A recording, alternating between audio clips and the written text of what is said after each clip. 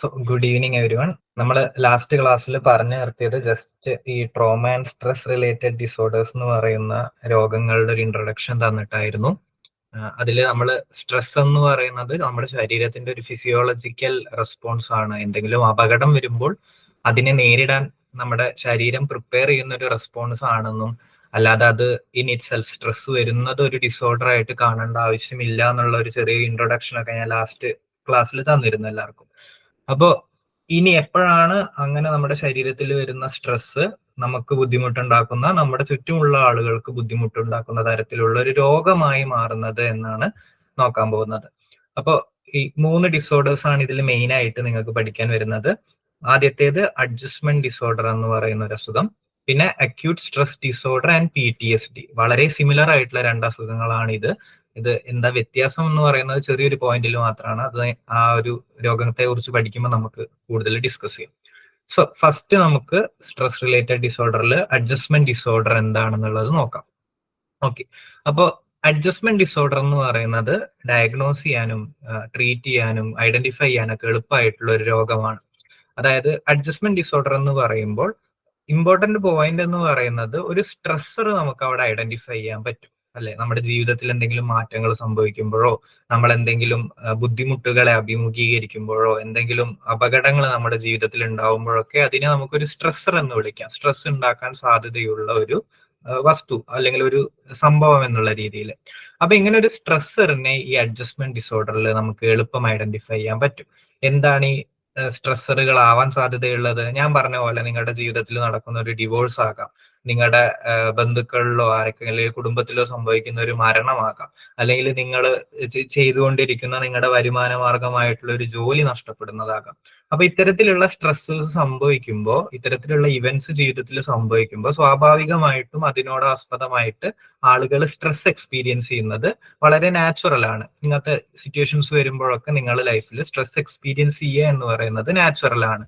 Okay, അധികം കേസസിലും ഒരു വഴി അല്ലെങ്കിൽ മറ്റൊരു മാർഗത്തിലൂടെ ആൾക്കാർ കോപ്പ് ചെയ്യും, അല്ലെ? കോപ്പിംഗ് എന്ന് നമ്മൾ പറയും. ആ സ്ട്രെസ്സുമായിട്ട് പൊരുത്തപ്പെട്ടിട്ട് അതിനെ അതിജീവിച്ചിട്ട് ജീവിക്കാൻ വേണ്ടിയിട്ട് അധികം ആൾക്കാർക്കും സാധിക്കും മോസ്റ്റ് സിറ്റുവേഷൻസിൽ. ചില ആൾക്കാർക്ക് ഈ അഡ്ജസ്റ്റ് ചെയ്യാന്ന് പറയില്ല, നമ്മൾ ഇത്തരത്തിലുള്ള സ്ട്രെസ്സസ് വരുമ്പോൾ അതിനൊത്ത് അഡ്ജസ്റ്റ് ചെയ്തിട്ട് ജീവിക്കാൻ പറ്റില്ല.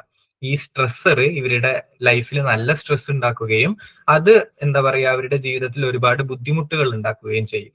അങ്ങനെ ഏതെങ്കിലും ഒരു സ്ട്രെസ്സർ കാരണം നിങ്ങളുടെ ലൈഫിൽ സ്ട്രെസ് വരികയാണ്, നിങ്ങൾക്ക് എന്താ പറയാ നല്ല രീതിയിൽ ജീവിക്കാൻ പറ്റുന്നില്ല, അല്ലെങ്കിൽ ഒരുപാട് ബുദ്ധിമുട്ടുകളോട് കൂടിയാണ് നിങ്ങൾ ജീവിക്കുന്നത് എന്ന് നിങ്ങൾക്ക് തന്നെ ഫീൽ ചെയ്യുകയാണെങ്കിൽ, നിങ്ങൾ ഒരു സൈക്കാട്രിസ്റ്റിനെയോ സൈക്കോളജിസ്റ്റിനെയോ ഒക്കെ പോയി കാണുമ്പോൾ ഇങ്ങനെയൊക്കെ ജീവിതത്തിൽ സംഭവിച്ചിട്ടുണ്ട് എന്ന് അവർ ഐഡന്റിഫൈ ചെയ്യുമ്പോൾ അവര് നിങ്ങൾക്ക് ഡയഗ്നോസിസ് തരുന്നതായിരിക്കും അഡ്ജസ്റ്റ്മെന്റ് ഡിസോർഡർ.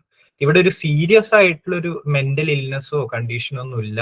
നിങ്ങൾ എക്സ്പീരിയൻസ് ചെയ്യുന്ന സ്ട്രെസ് നമുക്ക് കൃത്യമായിട്ട് ഏതെങ്കിലും ഒരു സ്ട്രെസ്സർ അല്ലെങ്കിൽ നിങ്ങളുടെ ജീവിതത്തിലുള്ള ഒരു ലൈഫ് ഇവന്റ് ആയിട്ട് നമുക്ക് കൃത്യമായിട്ട് റിലേറ്റ് ചെയ്യാൻ പറ്റും എന്നുള്ളതാണ് അഡ്ജസ്റ്റ്മെന്റ് ഡിസോർഡറിന്റെ പ്രത്യേകത. ഓക്കെ, അപ്പോൾ സ്ട്രെസ് എക്സ്പീരിയൻസ് ചെയ്യുന്ന ഒരു വ്യക്തി എന്തൊക്കെ symptoms, behavioural and emotional symptoms ആണ് എക്സ്പീരിയൻസ് ചെയ്യുന്നത്? അതെല്ലാം ഈ ഒരു അഡ്ജസ്റ്റ്മെന്റ് ഡിസോർഡറുമായിട്ട് ചേർന്നിട്ട് നമുക്ക് കാണാൻ പറ്റും.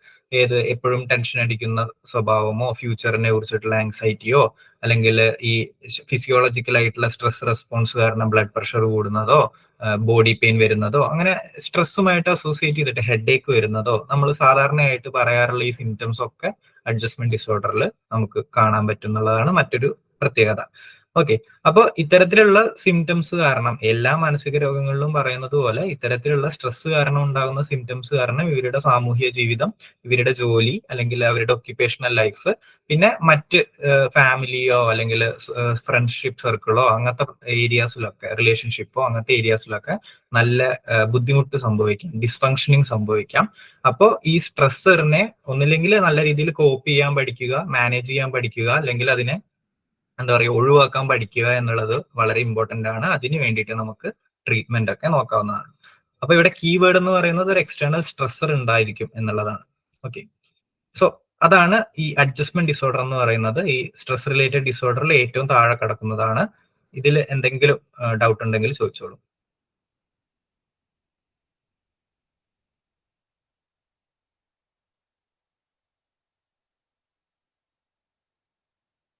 ഓക്കെ, ക്ലിയർ ആണെന്ന് വിശ്വസിക്കുന്നു. ഇതിന്റെ ട്രീറ്റ്മെന്റ് എല്ലാ സ്ട്രെസ് റിലേറ്റഡ് ഡിസോർഡേഴ്സിന്റെ ട്രീറ്റ്മെന്റ് പോലെ തന്നെ ഏതെങ്കിലും തരത്തിലുള്ള മെഡിക്കേഷനോ തെറാപ്പിയോ ഒക്കെ ആയിരിക്കും ഈ ആങ്സൈറ്റി ഇൻഡ്യൂസിങ് അല്ലെങ്കിൽ ആങ്സൈറ്റി ഇൻഡ്യൂസിങ് ഇവന്റ്സ് വരുമ്പോൾ അതിനെ കുറയ്ക്കാൻ വേണ്ടിയിട്ട് യൂസ് ചെയ്യുന്ന സാധാരണ നോർമൽ മരുന്നുകളൊക്കെ ചെറിയ ഡോസിൽ കൊടുത്തിട്ടൊക്കെ നമുക്ക് ഈ ഡിസോർഡറിനെ മെയിൻറ്റെയിൻ ചെയ്യാവുന്നതാണ്. അല്ലെങ്കിൽ ആ സ്ട്രെസ്സർ പോകുന്നത് വരെ നമുക്ക് ലൈഫ് മാനേജ് ചെയ്യാൻ പറ്റുന്നതാണ്. ഓക്കെ, അപ്പൊ ഇത് അത്ര സിവിയർ ആയിട്ടുള്ള ഒരു പ്രശ്നമല്ല. ഇനി second trauma and stress related ഡിസോർഡേഴ്സിൽ വരുന്നതാണ് PTSD അല്ലെങ്കിൽ പോസ്റ്റ് ട്രോമാറ്റിക് സ്ട്രെസ് ഡിസോർഡർ എന്നൊക്കെ പറയും. ഇപ്പൊ കുറച്ചു കാലങ്ങളായിട്ട് ഒരുപാട് സൈക്കോ എഡ്യൂക്കേഷൻ എന്ന് പറയാം, അല്ലെങ്കിൽ ഈ സോഷ്യൽ മീഡിയയിലും ന്യൂസ് പേപ്പേഴ്സിലൊക്കെ അധികം ഈ PTSDയുടെ ആർട്ടിക്കിൾസും കാര്യങ്ങളും അല്ലെങ്കിൽ എക്സ്പീരിയൻസസ് ഒക്കെ പലരും ഷെയർ ചെയ്യുന്നതാണ്. ഓക്കെ, ഈ PTSD നമ്മൾ മുമ്പ് കണ്ടിട്ടുള്ള പല മാനസിക രോഗങ്ങൾ പോലെ ഒരുപാട് സിനിമകളിലൊക്കെ റെപ്രസെന്റ് ചെയ്തിട്ടുള്ളതാണ്. എസ്പെഷ്യലി PTSD യുഎസിലാണല്ലോ എല്ലാ ലൈക്ക് DSMന്റെ ഒറിജിൻ അവിടെ റിസർച്ചസ് ഒക്കെ നടന്നിട്ടുള്ളത്. അപ്പൊ ഈ യുദ്ധത്തിനൊക്കെ പോയിട്ട് തിരിച്ചു വരുന്ന സോൾജേഴ്സ്, വാർ വെറ്ററൻസ് എന്നൊക്കെ നമ്മൾ പറയില്ല, ഒരുപാട് യുദ്ധത്തിലും ബാറ്റിലുകളിലൊക്കെ പങ്കെടുത്തിട്ടുള്ള ആൾക്കാരിൽ കോമൺ ആയിട്ട് കണ്ടുവരുന്ന ഒരു ഡിസോർഡർ എന്ന നിലയിലാണ് PTSD അനുഭവപ്പെടുന്നത്. ഓക്കെ, അപ്പോൾ ഈ എന്തെങ്കിലും ഒരു മേജർ ട്രോമാറ്റിക് ആയിട്ടുള്ള ഇവന്റിലൂടെ ഇവർ കടന്നു പോയിട്ടുണ്ടായിരിക്കും. അതാണ് ഈ PTSDയുടെ പ്രത്യേകത. ഈ മറ്റേ അഡ്ജസ്റ്റ്മെന്റ് ഡിസോർഡറിൽ നമ്മൾ നോർമൽ ആയിട്ട് ലൈഫിൽ കണ്ടുവരുന്ന ചെറിയ ചെറിയ സ്ട്രെസ്സേഴ്സ് എന്നൊക്കെ പറഞ്ഞില്ലേ, ഇവിടെ നമ്മൾ ട്രോമാറ്റിക് അല്ലെങ്കിൽ ഒരു ട്രോമ ഇൻഡ്യൂസ് ചെയ്യാൻ കേപ്പബിൾ ആയിട്ടുള്ള വലിയൊരു സ്ട്രെസ്സർ അവരുടെ ലൈഫിൽ എപ്പോഴെങ്കിലും സംഭവിച്ചിട്ടുണ്ടായിരിക്കും. അത് ഉടൻ തന്നെ സംഭവിച്ചു ഉടൻ തന്നെ PTSD വരണമെന്നൊന്നുമില്ല. ഇപ്പൊ നമ്മൾ ഈ വാർ വെറ്ററൻസിന്റെ കേസിലൊക്കെ പറഞ്ഞതുപോലെ ചിലപ്പോൾ 10 വർഷം മുമ്പ് പങ്കെടുത്ത ഒരു യുദ്ധത്തിന്റെ എന്താ പറയുക മെമ്മറീസ് ഒക്കെ ആയിരിക്കും ഇപ്പോഴും അവരുടെ ലൈഫിനെ ഹോണ്ട് ചെയ്യുന്നത്. PTSD ലേറ്റർ സ്റ്റേജസിൽ എപ്പോൾ വേണമെങ്കിലും വരാം. അപ്പൊ കീ ഫീച്ചർ എന്ന് പറയുന്നത് ലൈഫിൽ ഒരു ട്രോമാറ്റിക് ആയിട്ടുള്ള എന്തെങ്കിലും ഒരു സംഭവം നടന്നിട്ടുണ്ടായിരിക്കും. ഓക്കെ, അപ്പൊ അതിനുശേഷം ഒരു ട്രോമാറ്റിക് ആയിട്ടുള്ള ഇവന്റ് നിങ്ങളുടെ ലൈഫിൽ സംഭവിച്ചതിന് ശേഷം അതുമായിട്ട് ബന്ധപ്പെട്ടിട്ടുള്ള ഫിസിയോളജിക്കൽ, സൈക്കോളജിക്കൽ ആൻഡ് ഇമോഷണൽ ആയിട്ടുള്ള പ്രശ്നങ്ങൾ നിങ്ങളുടെ ലൈഫിലേക്ക് കടന്നു വരുമ്പോഴാണ് PTSDയുടെ സിംറ്റംസ് ആയിട്ട് നമ്മൾ കൺസിഡർ ചെയ്യാറുള്ളത്. മെയിൻ സിംറ്റംസ് എന്ന് പറയുമ്പോൾ ഇവിടെ നമ്മൾ ഓരോന്ന് ഡീറ്റെയിൽ ആയിട്ട് നോക്കുന്നുണ്ട്. ഈ ഫിസിയോളജിക്കൽ എന്ന് പറയുമ്പോൾ സ്ട്രെസ് ആയിട്ട് റിലേറ്റ് ചെയ്തിട്ട് എല്ലാ ഫിസിയോളജിക്കൽ സിംറ്റംസ് ഞാൻ ഇപ്പൊ പറഞ്ഞ പോലെ പെയിന്, ഹെഡേക്ക്, അതേപോലെ ബ്ലഡ് പ്രഷർ കൂടുന്നത്, അങ്ങനത്തെ കാര്യങ്ങളൊക്കെ വരാം. സൈക്കോളജിക്കൽ ഇവന്റ്സ്, ഇമോഷണൽ ഔട്ട്ബേസ്റ്റ് എന്നൊക്കെ നമ്മൾ പറയില്ല, അല്ലെങ്കിൽ ഒരു ഇമോഷണൽ സ്റ്റെബിലിറ്റി മെയിൻറ്റെയിൻ ചെയ്യാൻ പറ്റാത്ത അവസ്ഥയിലൂടെയൊക്കെ PTSD എക്സ്പീരിയൻസ് ചെയ്യുന്നവർ വേണമെങ്കിൽ കടന്നു പോകാം. പിന്നെ മറ്റ് ഇമോഷണൽ സിംറ്റംസ്, ഇത് ഇവരുടെ റിലേഷൻഷിപ്പിനെ ബാധിക്കാം, ലൈഫ് സ്റ്റൈലിനെ ബാധിക്കാം, ഒരു മെന്റൽ ഇൽനെസ് എന്തിനൊക്കെ എഫക്ട് ചെയ്യാൻ പറ്റുമോ ആ രീതിയിലെല്ലാം ഇവരെ എഫക്ട് ചെയ്യാം. ഓക്കെ, അപ്പൊ ഇവിടെ ഒരു കീ ട്രോമാറ്റിക് ഇവന്റ് ഇവരുടെ ലൈഫിൽ നടന്നിട്ടുണ്ടായിരിക്കും. അത് ഞാൻ പറഞ്ഞ പോലെ ഒരു യുദ്ധമാകാം, റേപ്പ് ആകാം, റേപ്പ് വിക്ടിംസിനൊക്കെ PTSD ഡയഗ്നോസ് ചെയ്യാറുണ്ട്. റേപ്പ് ആകാം, എന്തെങ്കിലും നാച്ചുറൽ ഡിസാസ്റ്റർ ആകാം, അല്ലെ, എന്തെങ്കിലും നാച്ചുറൽ ഡിസാസ്റ്റർ സംഭവിച്ചിട്ട് അതിൽ നിന്ന് സംഭവിച്ച മരണങ്ങളൊക്കെ ഒരു ട്രോമ ആയിരിക്കാം. അല്ലെങ്കിൽ അപകട മരണം വിറ്റ്നസ് ചെയ്യുന്നത്, അല്ലെ, ഇപ്പൊ ഒരു ക്ലോസ് റിലേറ്റീവിന്റെ സൂസൈഡ് നിങ്ങൾ വിറ്റ്നസ് ചെയ്തു, അങ്ങനെ എന്തെങ്കിലും ട്രോമാറ്റിക് ആയിട്ടുള്ള സംഭവങ്ങൾ എക്സ്പീരിയൻസ് ചെയ്ത ആൾക്കാർക്കും PTSD വരാനുള്ള സാധ്യതയുണ്ട് എന്നുള്ളതും കൂടി മനസ്സിലാക്കി വെക്കാം. ഓക്കെ, അപ്പൊ ഈ ഇങ്ങനെ ഒക്കെ നമ്മൾ പറഞ്ഞ ഈ PTSDയുടെ മെയിൻ സിംറ്റംസ് എന്തായിരിക്കും? ആദ്യത്തെ സിംറ്റം എന്ന് പറയുന്നത് recurrent experiences of the traumatic event. നിങ്ങളുടെ ലൈഫിൽ സംഭവിച്ചിട്ടുള്ള ട്രോമാറ്റിക് ഇവന്റിനെ വീണ്ടും വീണ്ടും എന്താ പറയുക, ഫ്ലാഷ് ബാക്കുകളായിട്ട് നിങ്ങളുടെ മനസ്സിലേക്ക് വീണ്ടും വീണ്ടും വന്നുകൊണ്ടേയിരിക്കും. അതായത് ഇപ്പൊ ഒരു യുദ്ധത്തിന് പോയിട്ടുള്ള ഒരു വ്യക്തിയാണെങ്കിൽ അയാൾ ആ യുദ്ധത്തിൽ അയാളുടെ സുഹൃത്ത് മരിച്ചിട്ടുണ്ട് എന്ന് വിചാരിക്കുക. അതൊരു ട്രോമാറ്റിക് ഇവന്റ് ആണ്. അയാളുടെ തൊട്ടടുത്ത് കടന്നിട്ട് അയാളുടെ സുഹൃത്ത് മരിച്ചുപോയി ഒരു യുദ്ധത്തിൽ. അപ്പോൾ ഈ PTSD എക്സ്പീരിയൻസ് ചെയ്യുന്ന ആൾക്കാർ ഇമോഷണൽ ബ്ലണ്ടിങ് ഉണ്ടാകുമോ? ചില കേസസിൽ ഉണ്ടാകാറുണ്ട്. ലൈക്ക് എക്സ്പ്രസ് ചെയ്യാൻ മടിക്കൂല ചില ആൾക്കാർ ഇങ്ങനത്തെ കാര്യങ്ങളൊക്കെ. അപ്പൊ ഈ ബ്ലണ്ടിങ് എഫക്റ്റ് ഒക്കെ അതല്ല ഉദ്ദേശിച്ചത്, ലൈക്ക് ഇമോഷണലി ഡെഡ് ആവുന്ന രീതിയിലാണ് ഉദ്ദേശിച്ചെങ്കിൽ അതൊക്കെ ഉണ്ടാവാറുണ്ട്. അതാണ് ആ വേർഡ് കൊണ്ട് ഉദ്ദേശിച്ചെന്ന് വിശ്വസിക്കുന്നു. സോ അങ്ങനത്തെ കേസസും റിപ്പോർട്ട് ചെയ്യാറുണ്ട്, എസ്പെഷ്യലി നമ്മൾ എക്സ്പ്രസ് ചെയ്യാത്ത കുറെ കാലൊക്കെ വെക്കുമ്പോൾ. ഓക്കെ, അപ്പോ ഈ ഞാൻ പറഞ്ഞ പോലെ തന്നെ recurrent experience of the traumatic event, അതായത് ഈ ഫ്ലാഷ് ബാക്ക്, ഈ ട്രോമയിലൂടെ കടന്നു പോയപ്പോൾ അവര് എക്സ്പീരിയൻസ് ചെയ്ത സാധനം നമ്മൾ ഈ ഫ്ലാഷ് ബൾബ് മെമ്മറി എന്നൊക്കെ പറയില്ലേ, ഒരു ട്രോമാറ്റിക് ആയിട്ടുള്ള ഇവന്റിന്റെ സർവ്വ ഡീറ്റെയിൽസും വെച്ചിട്ട് നിങ്ങൾക്ക് ആ ഒരു സാധനം ഓർമ്മയിൽ നിൽക്കും. അതായത് ഒരു ക്ലിയർ വീഡിയോ പോലെ നിങ്ങളുടെ മനസ്സിൽ ഇത് ഇങ്ങനെ പ്ലേ ചെയ്തുകൊണ്ടിരിക്കും. ഇത് നിങ്ങളുടെ കൺട്രോളിൽ നിൽക്കുന്ന ഒരു സംഭവമായിരിക്കില്ല, ഇൻവോളണ്ടറി ആയിട്ടായിരിക്കും വരിക. നിങ്ങളുടെ കൺട്രോളിൽ ഇല്ലാതെ എപ്പോഴെങ്കിലും നിങ്ങൾ ജോലി ചെയ്തുകൊണ്ടിരിക്കുമ്പോഴോ ഫാമിലി ആയിട്ട് ടൈം സ്പെൻഡ് ചെയ്യുമ്പോഴൊക്കെ നിങ്ങളുടെ യാതൊരു വിധത്തിലുള്ള കൺട്രോളും ഇല്ലാതെ ആയിരിക്കും ഇത്തരത്തിലുള്ള ഫ്ലാഷ് ബാക്ക് മെമ്മറീസ് നിങ്ങളുടെ മനസ്സിലേക്ക് കയറി വരിക. ഓക്കെ, ഈവൻ മെമ്മറി ആവണമെന്ന് പോലുമില്ല, ഉറങ്ങുമ്പോൾ ദുസ്വപ്നം കാണുക, അതേ ഇവന്റ് തന്നെ റിപ്പീറ്റ് ചെയ്തിട്ട് സ്വപ്നത്തിൽ വരിക. ഓക്കെ, ഡ്രീംസ്, ഈ ഹോണ്ടിങ് ആയിട്ടുള്ള ഡ്രീംസും ഇത്തരത്തിലുള്ള ആൾക്കാർ റിപ്പോർട്ട് ചെയ്യാറുണ്ട്. അപ്പോൾ ഈ അവരുടെ ആ ട്രോമാറ്റിക് ഇവന്റ് എന്താണോ അതിന്റെ റിക്കറന്റ് എക്സ്പീരിയൻസ്, അത് വീണ്ടും വീണ്ടും എക്സ്പീരിയൻസ് ചെയ്യുന്ന ഒരു സിംറ്റം ഇത്തരത്തിലുള്ള ആൾക്കാരിൽ കാണാറുണ്ട്. ഓക്കെ, ഇനി സെക്കൻഡ് കാറ്റഗറി എന്താണ്? Avoidance of stimuli related to traumatic events. ഈ PTSD നടന്ന സമയത്ത് എൻവയോൺമെന്റിലുള്ള കുറെ സ്റ്റിമുലസ് എന്ന് പറയും, അല്ലെങ്കിൽ എൻവയോൺമെന്റിൽ നടന്നിട്ടുള്ള സംഭവങ്ങൾ, അതുമായിട്ട് ചേർന്ന് നിൽക്കുന്ന എന്തെങ്കിലും സംഭവത്തെ വീണ്ടും അവർ അഭിമുഖീകരിക്കുകയാണെങ്കിൽ ഈ ട്രോമ വീണ്ടും തിരിച്ചു വരാൻ സാധ്യതയുണ്ട്. ഒരു ഉദാഹരണം പറയുകയാണെങ്കിൽ നമ്മുടെ മലയാളത്തില് ഏത് സിനിമയിലാ മറ്റേ കതിന പൊട്ടിക്കുമ്പോ പട്ടാളക്കാരൻ പെട്ടെന്ന് നിലത്ത് കിടക്കുന്ന ഒരു സീൻ ഉണ്ടല്ലോ. ഓക്കെ, അപ്പോ അതായത് യുദ്ധം ആണ് അയാളുടെ മനസ്സിലുള്ളത് ഫുൾ ടൈം. മീശ മാധവൻ അല്ലേ? ഓക്കെ, അതായത് യുദ്ധമാണ് അയാളുടെ മനസ്സിൽ ഫുള്ള് ഉള്ളത്. അപ്പോൾ ലെറ്റ്സ് അയാൾക്ക് PTSD ആണെന്ന് നമ്മൾ സങ്കല്പിക്കാം. അതൊരു തമാശ രീതിയിലാണ് അവതരിപ്പിച്ചതെങ്കിൽ അത് PTSD ആണെന്ന് സങ്കല്പിക്കാം. അപ്പൊ അയാളുടെ മനസ്സിൽ മുഴുവൻ യുദ്ധമാണുള്ളത്. യുദ്ധത്തിൽ ഗ്രനേഡ് പൊട്ടുന്നതും ബോംബ് പൊട്ടുന്നതും ഒക്കെ ഒരു സ്റ്റിമുലസ് ആണ് അല്ലെ? അപ്പൊ അതിനോട് വളരെ സിമിലാരിറ്റി ഉള്ള എന്നാൽ മറ്റൊരു എൻവയോൺമെന്റിൽ നടക്കുന്ന ഒരു സ്റ്റിമുലസ് ആണ് ഈ അമ്പലത്തിൽ കതിന പൊട്ടിക്കുന്നത്. അപ്പൊ ഈ അമ്പലത്തിൽ കതിന പൊട്ടിക്കുന്നത് ഇയാളുടെ മനസ്സിൽ ഉണ്ടാക്കിയത് ആ ട്രോമാറ്റിക് ആയിട്ടുള്ള പട്ടാളക്കാലത്തെ മെമ്മറിയാണ്. അപ്പൊ അത്തരത്തിലുള്ള സ്റ്റിമുല ഇവരുടെ ഉള്ളില്, റിലേറ്റഡ് ആയിട്ടുള്ള സ്റ്റിമുല ഇവരുടെ ഉള്ളില് ട്രോമ ഉണ്ടാക്കും, ട്രോമ ഇൻഡ്യൂസ് ചെയ്യും. അതുകൊണ്ട് അത്തരത്തിലുള്ള സ്റ്റിമുല ഇവർ അധികം അവോയ്ഡ് ചെയ്യാൻ വേണ്ടിയിട്ട് ശ്രമിക്കും. അത്തരത്തിലുള്ള സ്റ്റിമുല വരുന്ന സിറ്റുവേഷൻസിൽ നിന്ന് മാറി നിൽക്കാൻ വേണ്ടിയിട്ട് ഇത്തരത്തിലുള്ള ആൾക്കാർ ശ്രമിക്കും. ഇപ്പൊ റേപ്പ് വിക്ടിംസ് ഒക്കെ ആണെങ്കിൽ റേപ്പിസ്റ്റ് ഇട്ടിരിക്കുന്ന ഡ്രസ്സിന്റെ കളർ ചിലപ്പോൾ അവർക്ക് ട്രോമയായിരിക്കും. വീണ്ടും അതേ തരത്തിലുള്ള കളർ ഇട്ട ആൾക്കാരെ അവർ അഭിമുഖീകരിക്കുമ്പോൾ അതേ ആ ഒരു എക്സ്പീരിയൻസ് വീണ്ടും മനസ്സിലേക്ക് റിട്ടേൺ വരാൻ സാധ്യതയുണ്ട്. ഓക്കെ, ഇപ്പൊ എന്തെങ്കിലും ആക്സിഡന്റിൽ പെട്ട ആൾക്കാരാണെങ്കിൽ ചിലപ്പോൾ കാറാണ് അപകടത്തിൽപ്പെട്ടെങ്കിൽ പിന്നീട് അവർക്ക് കാറ് കാണുമ്പോൾ ഒരു ട്രോമാറ്റിക് ആയിട്ടുള്ള ഒരു എക്സ്പീരിയൻസ് ആയിരിക്കും, അവർ കാർ അവോയ്ഡ് ചെയ്യാൻ വേണ്ടിയിട്ട് ശ്രമിക്കും. ഇത്തരത്തിലുള്ള അവോയ്ഡൻസ് ഓഫ് സ്റ്റിമുലൈ PTSDയിൽ സാധാരണയായിട്ട് കണ്ടുവരുന്നുണ്ട് എന്നുള്ളതും കൂടി ആലോചിക്കുക. പിന്നീട് വരുന്നത് നെഗറ്റീവ് കൊഗ്നീഷൻസ് എന്ന് പറയും. അതായത് ഈ PTSDയിൽ ഇപ്പൊ ഈ ട്രോമാറ്റിക് ആയിട്ടുള്ള എക്സ്പീരിയൻസ് ഇവരുടെ മനസ്സിൽ ഫ്ലാഷ് ബാക്ക് ആയിട്ട് വരുമ്പോഴും അത്തരത്തിലുള്ള സ്റ്റിമുലൈ ഇവരെ അവോയ്ഡ് ചെയ്യാൻ ശ്രമിക്കുമ്പോഴും ഒക്കെ ഇവര് മെന്റലി സ്റ്റേബിൾ ആയിട്ട് നിൽക്കും? ഒരിക്കലും ഇല്ല അല്ലെ? ഒരു സ്ട്രെസ് എക്സ്പീരിയൻസ് ചെയ്യുമ്പോൾ ഒരു വ്യക്തി എന്തിലൂടെയൊക്കെ കടന്നു പോകുമോ അതെല്ലാം ഇവരുടെ ശരീരത്തിലും മനസ്സിലും കാണാൻ പറ്റും. ഇവർക്ക് ആങ്സൈറ്റി ഉണ്ടായിരിക്കില്ലേ? ഇവരുടെ ബോഡി റിയാക്ട് ചെയ്യും. ഇത്തരത്തിലുള്ള ട്രോമാറ്റിക് ആയിട്ടുള്ള മെമ്മറീസ് വരുമ്പോൾ ഇവരുടെ ബോഡി റിയാക്ട് ചെയ്യും. അത് ആങ്സൈറ്റി ഉണ്ടാക്കും ഇവരുടെ മനസ്സിൽ. പിന്നെ സ്ട്രെസ് ഉണ്ടാക്കും, ഭയങ്കര രീതിയിലുള്ള ഡിസ്ട്രെസ് ഉണ്ടാക്കും, ബുദ്ധിമുട്ടുകൾ ഉണ്ടാക്കും, ഡിപ്രസീവ് തോട്ട്സ് അല്ലെ? ഇതൊക്കെ ട്രോമാറ്റിക് ആയിട്ടുള്ള ഒരു സംഭവം എന്ന് പറയുമ്പോൾ അതുമായിട്ട് റിലേറ്റ് ചെയ്തിട്ടുള്ള ഇമോഷണൽ ആയിട്ടുള്ള ഇവന്റ്സ് ആയിരിക്കും അധികം. അപ്പൊ ആ സങ്കടം, സഫറിംഗ് ഒക്കെ ഇവരുടെ മനസ്സിൽ റിപ്പീറ്റഡ് ആയിട്ട് വരും. ഇത്തരത്തിലുള്ള കൊഗ്നീഷൻസ്, നെഗറ്റീവ് ആയിട്ടുള്ള കൊഗ്നീഷൻസും PTSDയിൽ കണ്ടുവരാറുണ്ട്. ഇനി ഈ നെഗറ്റീവ് മൂഡ് ആൻഡ് ഇറിറ്റബിലിറ്റി കാരണം എന്തുണ്ടാകും? Negative mood and increased irritability കാരണം PTSD ഉള്ള individuals quick tempered and act out aggressively. ഇതും അധികം ആൾക്കാരിലും കാണാറുണ്ട്.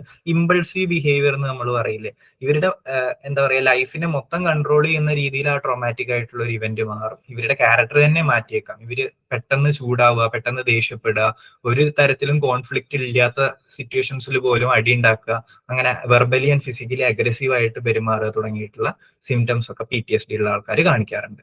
സോ കീവേഡ്സ് എന്ന് പറയുന്നത് മേജർ ആയിട്ടുള്ള ഒരു ട്രോമയിലൂടെ കടന്നു പോകുന്നു, അതിന്റെ റിക്കറന്റ് ആയിട്ടുള്ള എക്സ്പീരിയൻസസ്, മെമ്മറീസ്, ഡ്രീംസ് വരുന്നു, അത്തരത്തിലുള്ള സ്റ്റിമുലൈ ഇവർ തുടർച്ചയായിട്ട് അവോയ്ഡ് ചെയ്യുന്നു, നെഗറ്റീവ് കോഗ്നീഷൻസ് ഉണ്ടാക്കുന്നു, ഇമ്പൾസീവ് ബിഹേവിയർ ഉണ്ടാകുന്നു. ഇത്തരത്തിലുള്ള സിംറ്റംസ് ഒക്കെയാണ് PTSDയിൽ സാധാരണയായിട്ട് കണ്ടുവരാറുള്ളത്. ഇനി ഇത്രയും സിംറ്റംസ് ഉണ്ടായാൽ മാത്രം PTSD സ്ഥിരീകരിക്കില്ല. ഒരു ഇമ്പോർട്ടന്റ് ആയിട്ടുള്ള സിംറ്റം കൂടി ഉണ്ട്. അറ്റ്ലീസ്റ്റ് 1 month അല്ലെങ്കിൽ അതിൽ കൂടുതൽ എങ്കിലും ആ വ്യക്തിയിൽ ഈ സിംറ്റംസ് ഒക്കെ നിലനിന്നാൽ മാത്രമേ PTSD ഡയഗ്നോസിസ് വെരിഫൈ ചെയ്യുള്ളൂ, അല്ലെങ്കിൽ DSM പ്രകാരം PTSD വെരിഫൈ ചെയ്യാൻ പാടുള്ളൂ, അല്ലെങ്കിൽ ഡയഗ്നോസിസ് കൊടുക്കാൻ പാടുള്ളൂ എന്നുള്ളതാണ്. അതായത് ഒരു മാസമെങ്കിലും, മിനിമം 30 days എങ്കിലും ആ പേഷ്യന്റിന് ഈ PTSDയുടെ സിംറ്റംസ് നിലനിന്ന് പോകണം, അല്ലെങ്കിൽ PTSD ഒരിക്കലും ഡയഗ്നോസ് ചെയ്യില്ല. ഓക്കെ, അപ്പൊ നിങ്ങൾക്ക് ഒരു സംശയം തോന്നാം, 30 ദിവസം നിലനിന്ന് പോകാത്ത സിംറ്റംസ്, ഇതേ സിംറ്റംസ് ഇപ്പൊ നമ്മൾ പറഞ്ഞ ട്രോമാറ്റിക് എക്സ്പീരിയൻസസ് വരുന്നതും ഫ്ലാഷ് ബാക്ക് വരുന്നതും അത്തരത്തിലുള്ള കാര്യങ്ങളൊക്കെ ഉണ്ട്, പക്ഷെ 30 ദിവസം നിലനിന്നില്ല. അങ്ങനെയാണെങ്കിൽ അതിനെ എന്ത് ഡയഗ്നോസ് ചെയ്യും? അങ്ങനത്തെ സിറ്റുവേഷൻസിലാണ് അക്യൂട്ട് സ്ട്രെസ് ഡിസോർഡർ എന്ന് പറയുന്ന രോഗം ഡയഗ്നോസ് ചെയ്യാം. ഇത് PTSD ആയിട്ട് എക്സാക്ട്ലി സിമിലർ ആണ്, എല്ലാ സിംറ്റംസും സിമിലർ ആയിരിക്കും, പക്ഷെ അത് അധികകാലം നിലനിൽക്കില്ല. 30 ദിവസമൊക്കെ ആകുമ്പോഴേക്കും അത് പോകും. ഒരു ഉദാഹരണം പറയുകയാണെങ്കിൽ, ഇപ്പൊ ഒരു പ്രകൃതി ദുരന്തം നടന്നു എന്ന് വിചാരിക്കുക. ആ പ്രകൃതി ദുരന്തം നടന്നതിന് ശേഷം ഒരു പീരീഡിൽ ഇത്തരത്തിലുള്ള ട്രോമാറ്റിക് ഇവന്റ്സ് മനസ്സിലേക്ക് ഫ്ലാഷ് ബാക്ക് ആയിട്ട് വരാനുള്ള സാധ്യതയുണ്ട്. അപ്പോൾ ഈ PTSDയുടെ സിമിലർ സിംറ്റംസ് കുറച്ചു കാലം കാണിക്കുന്ന വ്യക്തികൾ ഉണ്ടായിരിക്കും. ഓക്കെ, അവര് ഈ ഒരു ഫേസിലൂടെ കടന്നുപോയിട്ട് അത് അപ്പൊ ഒരു സൈക്കോളജിസ്റ്റോ സൈക്കാട്രിസ്റ്റിനോ കാണിക്കുകയാണെങ്കിൽ, ഈ ട്രോമാറ്റിക് ആയിട്ടുള്ള ഇവന്റ് സംഭവിച്ചിട്ട് കുറച്ചു കാലമേ ആയിട്ടുള്ളൂ, ഇവര് കുറെ കാലമായിട്ട് ഈ സിംറ്റംസ് എക്സിബിറ്റ് ചെയ്യുന്നില്ല എന്ന് മനസ്സിലാക്കുകയാണെങ്കിൽ അതിനെ അക്യൂട്ട് സ്ട്രെസ് ഡിസോർഡർ എന്നേ ഡയഗ്നോസ് ചെയ്യുള്ളൂ. അതിനുശേഷം അക്യൂട്ട് സ്ട്രെസ് ഡിസോർഡർ എന്ന് ഡയഗ്നോസ് ചെയ്ത ശേഷം ആ പേഷ്യന്റിനെ വേണമെങ്കിൽ ഒബ്സർവേഷനിൽ ഇടുകയോ അല്ലെങ്കിൽ വീണ്ടും കൺസൾട്ട് ചെയ്യാൻ പറയുകയോ ചെയ്യും.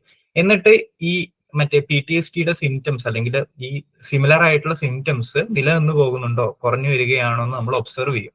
അധിക ആൾക്കാരിലും ഈ ട്രോമാറ്റിക് ഇവന്റിന് ശേഷം സിംറ്റംസ് ഇങ്ങനെ കാണിച്ചിട്ട് അത് കുറച്ച് ഒരു 1 മന്ത് ഒക്കെ ആകുമ്പോഴേക്ക് തന്നെ നാച്ചുറലി സബ്സീഡ് ചെയ്യും. അപ്പൊ അക്യൂട്ട് സ്ട്രെസ് ഡിസോർഡർ എന്താ പറയാ ഇല്ലാതാവും.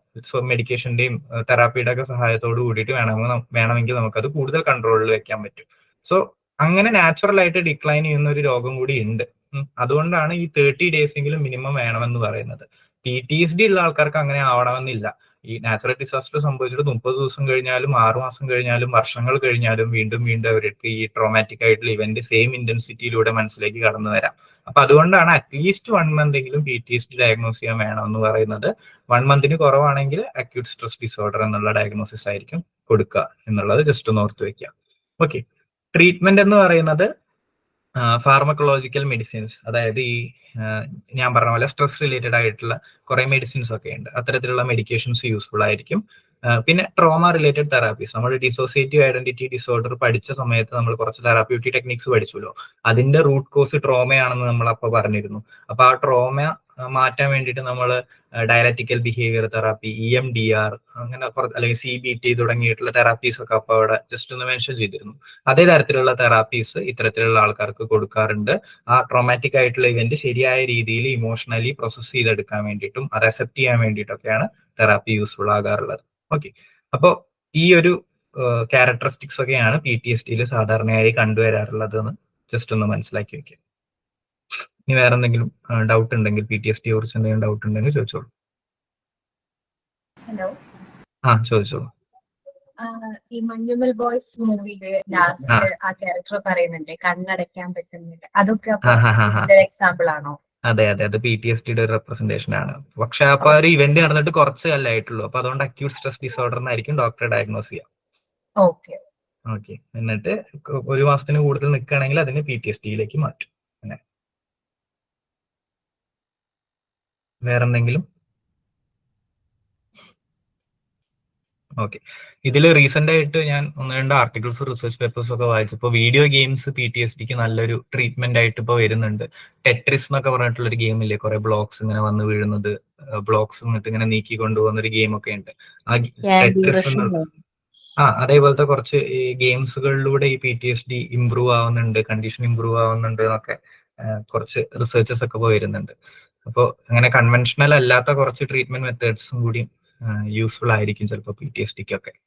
ഓക്കെ, അത് ജസ്റ്റ് ഒന്ന് പറഞ്ഞു എന്നേ ഉള്ളൂ. അപ്പോൾ ഇത്രയേ ഉള്ളൂ. ട്രോമ ആൻഡ് സ്ട്രെസ് റിലേറ്റഡ് ഡിസോർഡറിൽ പ്രധാനമായിട്ട് വരുന്നത് PTSD തന്നെയാണ്. PTSD and acute stress disorder almost similar ആണ്, ടൈം ഡ്യൂറേഷനിലെ വ്യത്യാസം വരുന്നുള്ളൂ. അഡ്ജസ്റ്റ്മെന്റ് ഡിസോർഡർ എന്ന് പറയുന്നത് ഒരു എന്താ പറയുക മൈൽഡ് സ്ട്രെസ്സോ അല്ലെങ്കിൽ ചെറിയൊരു സ്ട്രെസ് റിലേറ്റഡ് ആയിട്ടുള്ള ഡിസ്ഫങ്ഷൻ ആ രീതിയിൽ കാണുന്ന രോഗം. ഓക്കെ, സോ അപ്പൊ അത് ക്ലിയർ ആയി. നമുക്ക് trauma and stress disorder clear ആയെങ്കിൽ നെക്സ്റ്റ് സെക്ഷനിലേക്ക് പോകാം. അതിനെ വിളിക്കുന്ന അടുത്ത നമ്മൾ പഠിക്കാൻ പോകുന്ന ഡിസോർഡേഴ്സിനെ വിളിക്കുന്നത് സൊമാറ്റോഫോം ഡിസോർഡേഴ്സ് എന്നുള്ള പേരിലാണ്. സോമ എന്ന് പറഞ്ഞാൽ ഏതാ ഒറിജിൻ എന്ന് എനിക്കറിയില്ല ആ വാക്കിന്റെ. ബോഡി റിലേറ്റഡ് എന്നാണ് അർത്ഥം വരുന്നത് ആ വാക്കിന്റെ. ബോഡി റിലേറ്റഡ്, ശരീരവുമായി ബന്ധപ്പെട്ട. അപ്പൊ സൊമാറ്റോഫോം പറഞ്ഞോളൂ. നേരത്തെ സ്ട്രെസ് റിലേറ്റഡ് ഡിസോർഡേഴ്സിന്റെ ഒരു ഡൗട്ടാണ്. ചോദിച്ചോളൂ. ഇപ്പോൾ PTSD ഏതെങ്കിലും ഒരു ട്രോമാറ്റിക് ഇവന്റ് കഴിഞ്ഞതിന് ശേഷമല്ലേ വരുന്നത്? അതുപോലെ തന്നെയാണോ അക്യൂട്ട് സ്ട്രെസ് ഡിസോർഡർ? അതായത് ഇനി വരാൻ പോകുന്നതിനെ പറ്റിയിട്ട് ആങ്സൈറ്റി അങ്ങനെ ഉണ്ടോ? അല്ല, ട്രോമാറ്റിക് ഇവന്റിന് ശേഷം തന്നെയാണ് വരിക. അക്യൂട്ട് സ്ട്രെസ് ഡിസോർഡറിൽ ഒരു ട്രോമ ഉണ്ടായിരിക്കും.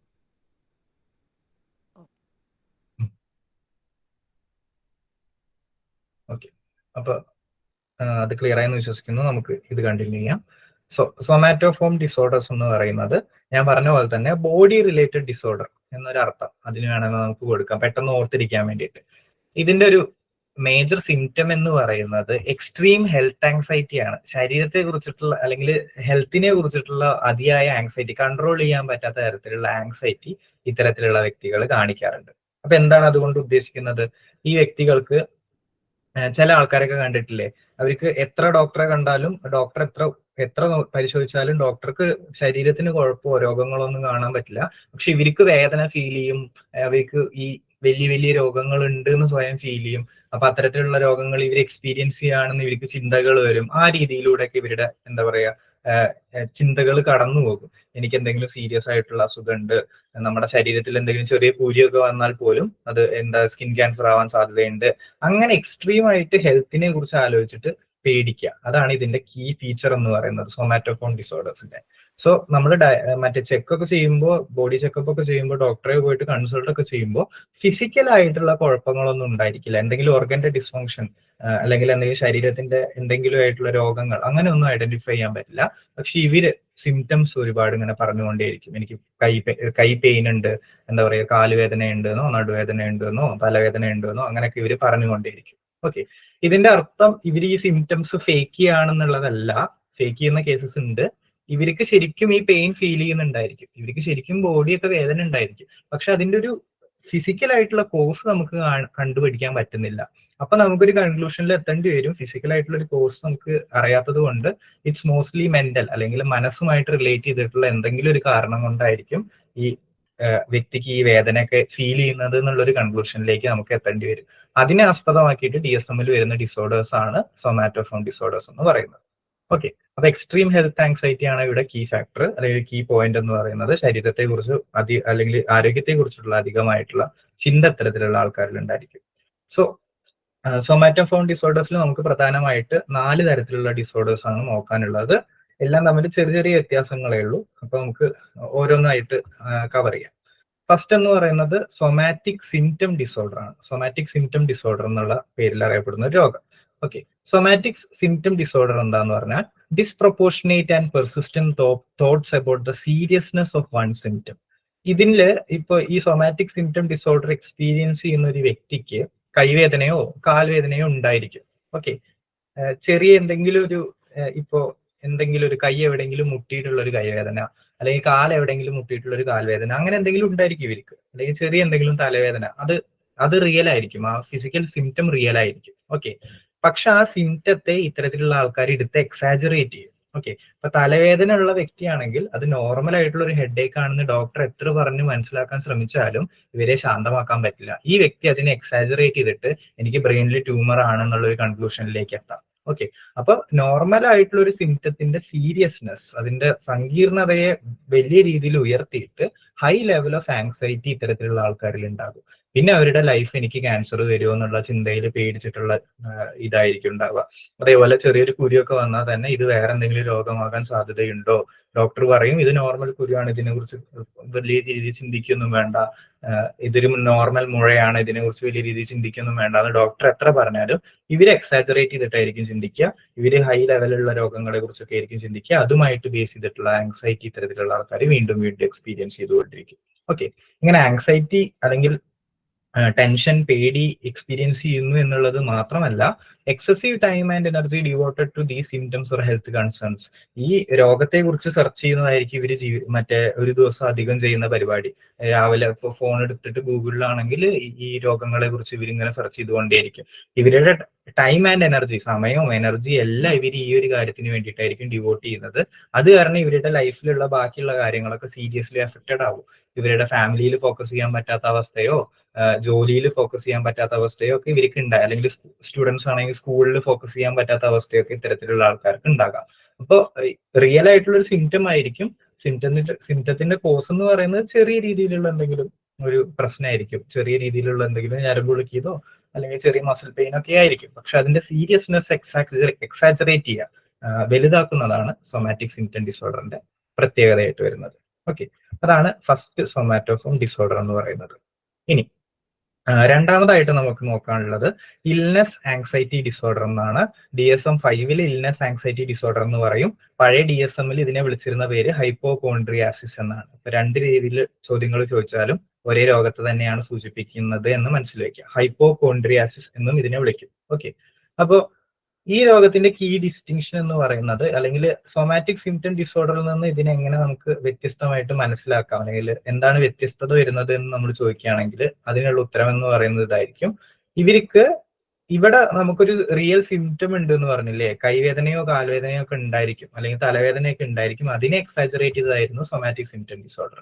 ഇൽനെസ് ആങ്സൈറ്റി ഡിസോർഡർ ഉള്ള വ്യക്തിക്ക് അങ്ങനെ ഒരു സിംറ്റം ഉണ്ടാവണമെന്നില്ല. ഓക്കെ, അവർക്ക് പ്രത്യക്ഷത്തിൽ ശരീരത്തിന് ഒരു പ്രശ്നം ഉണ്ടായിരിക്കില്ല, പക്ഷെ അസുഖം വരുമോ വരുമോ വരുമോ എന്നുള്ളൊരു ഭയം അവർക്ക് ഉണ്ടായിരിക്കും. അപ്പൊ അവർക്ക് കൈവേദനയോ കാൽവേദനയോ ഒന്നും ഉണ്ടാവില്ല, പക്ഷെ എനിക്ക് ഈ അസുഖം വന്നാലോ, അല്ലെങ്കിൽ ഈ ഒരു രോഗം എനിക്ക് വന്നാലോ, ചിലപ്പോൾ വല്ല ന്യൂസ് ഒക്കെ കേട്ടിട്ടുണ്ടായിരിക്കും അവര്, എന്തെങ്കിലും ഒരു H1N1 കൊറോണയുടെ ന്യൂസ് ഒക്കെ അവര് രാവിലെ ഇരുന്നപ്പോൾ ന്യൂസ് കേട്ടു എന്ന് വിചാരിക്കുക. പിന്നീട് അവരുടെ ലൈഫിൽ ഫുള്ള്, അല്ലെങ്കിൽ ആ ഒരു ദിവസം മാസങ്ങൾ ഫുള്ള് ഈ രോഗത്തെ കുറിച്ചിട്ടുള്ള ആങ്സൈറ്റി ഇൻഡ്യൂസിങ് തോട്ട്സ് ആയിരിക്കും ഇവരുടെ ലൈഫിൽ മൊത്തം ഉണ്ടായിരിക്കുക. അല്ലെങ്കിൽ ഇവരുടെ ഫാമിലി അല്ലെങ്കിൽ റിലേറ്റീവ്സിന് എന്തെങ്കിലും ഇതേപോലത്തെ അസുഖങ്ങൾ വന്നിട്ടുണ്ട്, ഇതേപോലത്തെ എക്സ്പീരിയൻസസ് ഉണ്ടായിട്ടുണ്ട് എന്ന് ആരെങ്കിലും പറയുകയെ അത് കാണുകയോ ചെയ്തെങ്കിൽ പിന്നീട് ഇവരുടെ ലൈഫിൽ മുഴുവൻ എനിക്കിത് വന്നാൽ എന്ത് ചെയ്യും, എനിക്കിത് വന്നാൽ എന്ത് ചെയ്യും എന്നുള്ള ആങ്സൈറ്റി ഇൻഡ്യൂസിങ് ആയിട്ട് തോട്ട്സ് ആയിട്ടായിരിക്കും ഇവർ ജീവിക്കുക. അപ്പൊ ഈ സൊമാറ്റിക് സിംപ്റ്റം ഡിസോർഡേഴ്സിൽ കാണുന്ന തരത്തിലുള്ള ആങ്സൈറ്റിയും ടൈം ആൻഡ് എനർജി ഇതിനു വേണ്ടി ഡിവോട്ട് ചെയ്യുന്നതൊക്കെ ഹൈപ്പോകോൺഡ്രിയാസിസിൽ കാണുന്നുണ്ട്, അല്ലെങ്കിൽ ഇൽനെസ് ആങ്സൈറ്റി ഡിസോർഡറിൽ കാണുന്നുണ്ട്. പക്ഷെ സിംറ്റംസ് ഒന്നും ഉണ്ടായിരിക്കില്ല, സൊമാറ്റിക് സിംറ്റംസ്, ബോഡി പെയിനോ കാര്യങ്ങളൊന്നും ഉണ്ടായിരിക്കില്ല. ഫ്യൂച്ചറിനെ കുറിച്ചിട്ടുള്ള ഹെൽത്ത് ആങ്സൈറ്റി ആയിരിക്കും ഇത്തരത്തിലുള്ള ആൾക്കാരിൽ ഉണ്ടാവുക എന്നുള്ളത് ജസ്റ്റ് ഒന്ന് മനസ്സിലാക്കി വെക്കുക. അതാണ് ഇതിന്റെ കീ ആയിട്ടുള്ള വ്യത്യാസം വരുന്നത്. ഓക്കെ, അപ്പൊ ഇവരുടെ മേജർ കൺസേൺ എന്ന് പറയുന്നത് അക്വയറിങ് എ സീരിയസ് ഇൽനെസ്, വലിയൊരു അസുഖം എന്റെ ജീവിതത്തിൽ വന്നുപെട്ടാൽ ഞാൻ എന്ത് ചെയ്യും എന്നുള്ളൊരു ഭയമായിരിക്കും ഇവരുടെ ലൈഫിന്റെ മെയിൻ കൺട്രോളിങ് ഫാക്ടർ. അതിനെ ആസ്പദമാക്കിയിട്ടായിരിക്കും ഇവരുടെ ലൈഫ് മൊത്തം മുമ്പോട്ട് നീങ്ങുന്നത്. അതാണ് സൊമാറ്റോഫോൺ ഡിസോർഡേഴ്സിന്റെ പ്രത്യേകത. പിന്നെന്താണ്, they will even avoid visiting a sick relative or friend for fear of jeopardising their own health. അതായത് അപ്പൊ നമ്മൾ നോർമൽ ആയിട്ടുള്ള ഒരു വ്യക്തികൾ ചെയ്യുന്ന പല കാര്യങ്ങളും, സുഹൃത്തുക്കളെ പോയി കാണുന്നതും കല്യാണങ്ങളിൽ പോയി പങ്കെടുക്കുന്നതും അല്ലെങ്കിൽ മറ്റ് പാർട്ടികളിലോ ഫംഗ്ഷൻസിലോ ഒക്കെ പോയി പങ്കെടുക്കുക, സിനിമയ്ക്ക് പോവുക തുടങ്ങിയ കാര്യങ്ങളൊന്നും ഇവർ ചെയ്യാതിരിക്കും. അതായത് പുറത്തിറങ്ങിയാൽ എനിക്ക് എന്തെങ്കിലും രോഗാണുബാധ വന്നിട്ട് എന്തെങ്കിലും അസുഖം വന്നാലോ എന്നുള്ളൊരു ചിന്ത ഇവരുടെ ഉള്ളിൽ ഉണ്ടായിരിക്കും. അപ്പോൾ ഈ നോർമലായിട്ട് സാധാരണ മനുഷ്യർ ചെയ്യുന്ന എല്ലാ കാര്യങ്ങളും ഇവർ ഒരു പേടി കാരണം ചെയ്യാതിരിക്കും. ഭയങ്കര സെക്ലൂഡഡ്, ഒറ്റപ്പെട്ട ജീവിതം നയിക്കാനുള്ള സാധ്യത ഇവരുടെ ഇത്തരത്തിലുള്ള ആൾക്കാർക്ക് ഉണ്ടായിരിക്കും. അവർ ചിലപ്പോൾ വീട്ടിൽ നിന്നൊന്നും പുറത്തിറങ്ങണമെന്നില്ല, അധികകാലം വീട്ടിൽ തന്നെ ചെലവഴിച്ചിട്ടുള്ള രീതിയിലുള്ള ഒരു ജീവിതത്തിലേക്കൊക്കെ പോകാം. പിന്നെന്താണ്, the individual will often spend copious amounts of time scanning and analyzing their body for clues of potential ailments. രോഗത്തിന്റെ വല്ല ലക്ഷണങ്ങളും കാണുന്നുണ്ടോ എന്നുള്ള ഒരു ചിന്ത ഇവരുടെ മനസ്സിൽ എപ്പോഴും ഉണ്ടായിരിക്കുന്നത് കൊണ്ട് തന്നെ എപ്പോഴും ശരീരത്തെ കുറിച്ചിട്ട് കൺസേൺസ് ആയിരിക്കും. ശരീരത്തിൽ എവിടെയെങ്കിലും എന്തെങ്കിലും മാറ്റം വന്നിട്ടുണ്ടോ, എവിടെയെങ്കിലും മുഴകൾ വന്നിട്ടുണ്ടോ, എവിടെയെങ്കിലും വീക്കം വന്നിട്ടുണ്ടോ, ആ രീതിയിലുള്ള ചിന്തകളും അതിനെ ആസ്പദമാക്കിയിട്ടുള്ള പ്രവർത്തികളും ഇത്തരത്തിലുള്ള ആൾക്കാർ എപ്പോഴും ഇങ്ങനെ കാണിച്ചുകൊണ്ടിരിക്കും.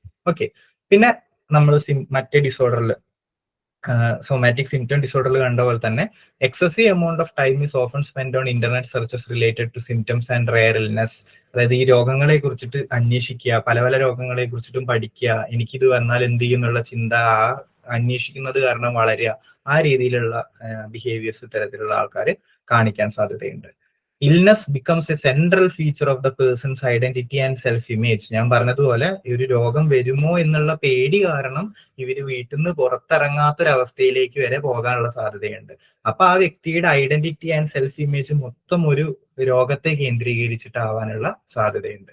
അതാണ് ഈ ഹൈപ്പോകോൺഡ്രിയാസിന്റെ പ്രത്യേകത. എക്സസീവ് ആയിട്ടുള്ള ഫ്യൂച്ചർ ആയിട്ടുള്ള ഹെൽത്തിനെ കുറിച്ചുള്ള ആങ്സൈറ്റി കാരണം ആ വ്യക്തി കംപ്ലീറ്റ്ലി ഡിഫറെന്റ് ആയിട്ടൊരു ലൈഫ് ലീഡ് ചെയ്യാനുള്ള സാധ്യതകളുണ്ട്. ഓക്കെ, അപ്പോൾ ഈ രണ്ട് ഡിസോർഡേഴ്സിനെ കുറിച്ച് എന്തെങ്കിലും ഡൗട്ട് ഉണ്ടെങ്കിൽ ചോദിച്ചോളൂ. Somatic and illness anxiety disorder.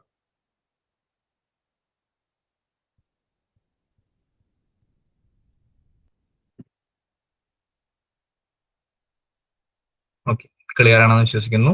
ഇതിന്റെയൊക്കെ കോസസ് കുറച്ച് കോംപ്ലിക്കേറ്റഡ് ആണ്. ഞാൻ ലാസ്റ്റ് എല്ലാത്തിനെയും കൂടി ചേർത്തിട്ട് ഒന്ന് ജസ്റ്റ് പറഞ്ഞുതരാം.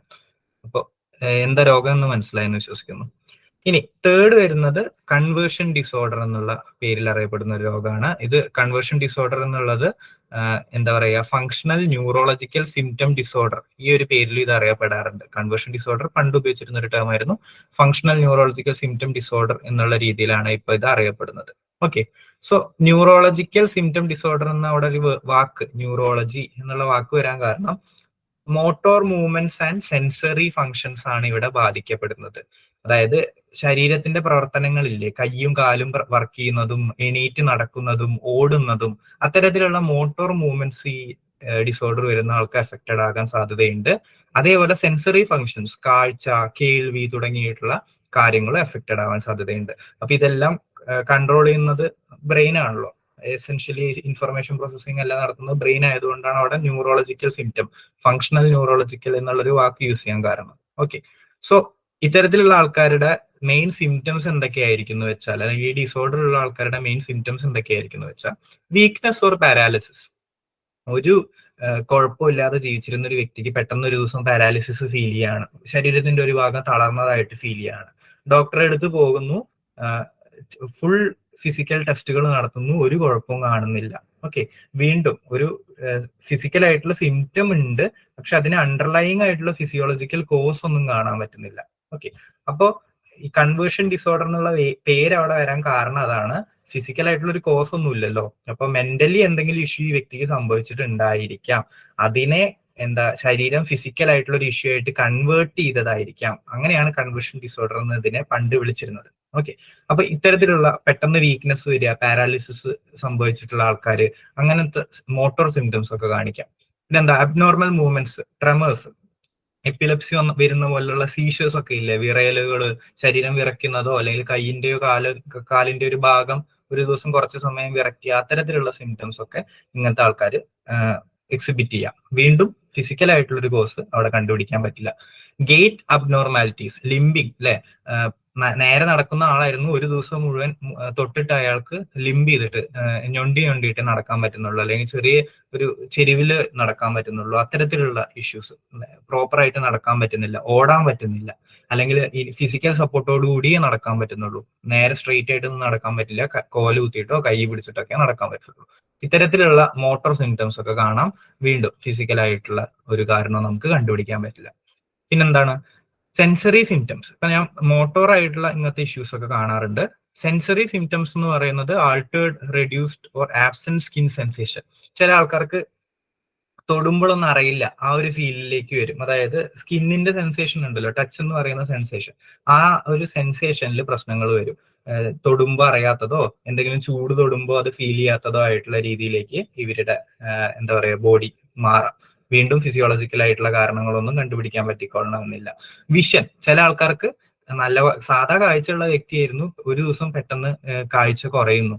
ഓക്കെ, കംപ്ലീറ്റ് ബ്ലൈൻഡ്നെസ് ഒന്നും വരാറില്ല, അധികം കേസസിലും കാഴ്ച കുറയുക, എന്തെങ്കിലും മങ്ങല് വരിക, അത്തരത്തിലുള്ള സിംറ്റംസ് ഒക്കെയാണ് റിപ്പോർട്ട് ചെയ്യാറ്.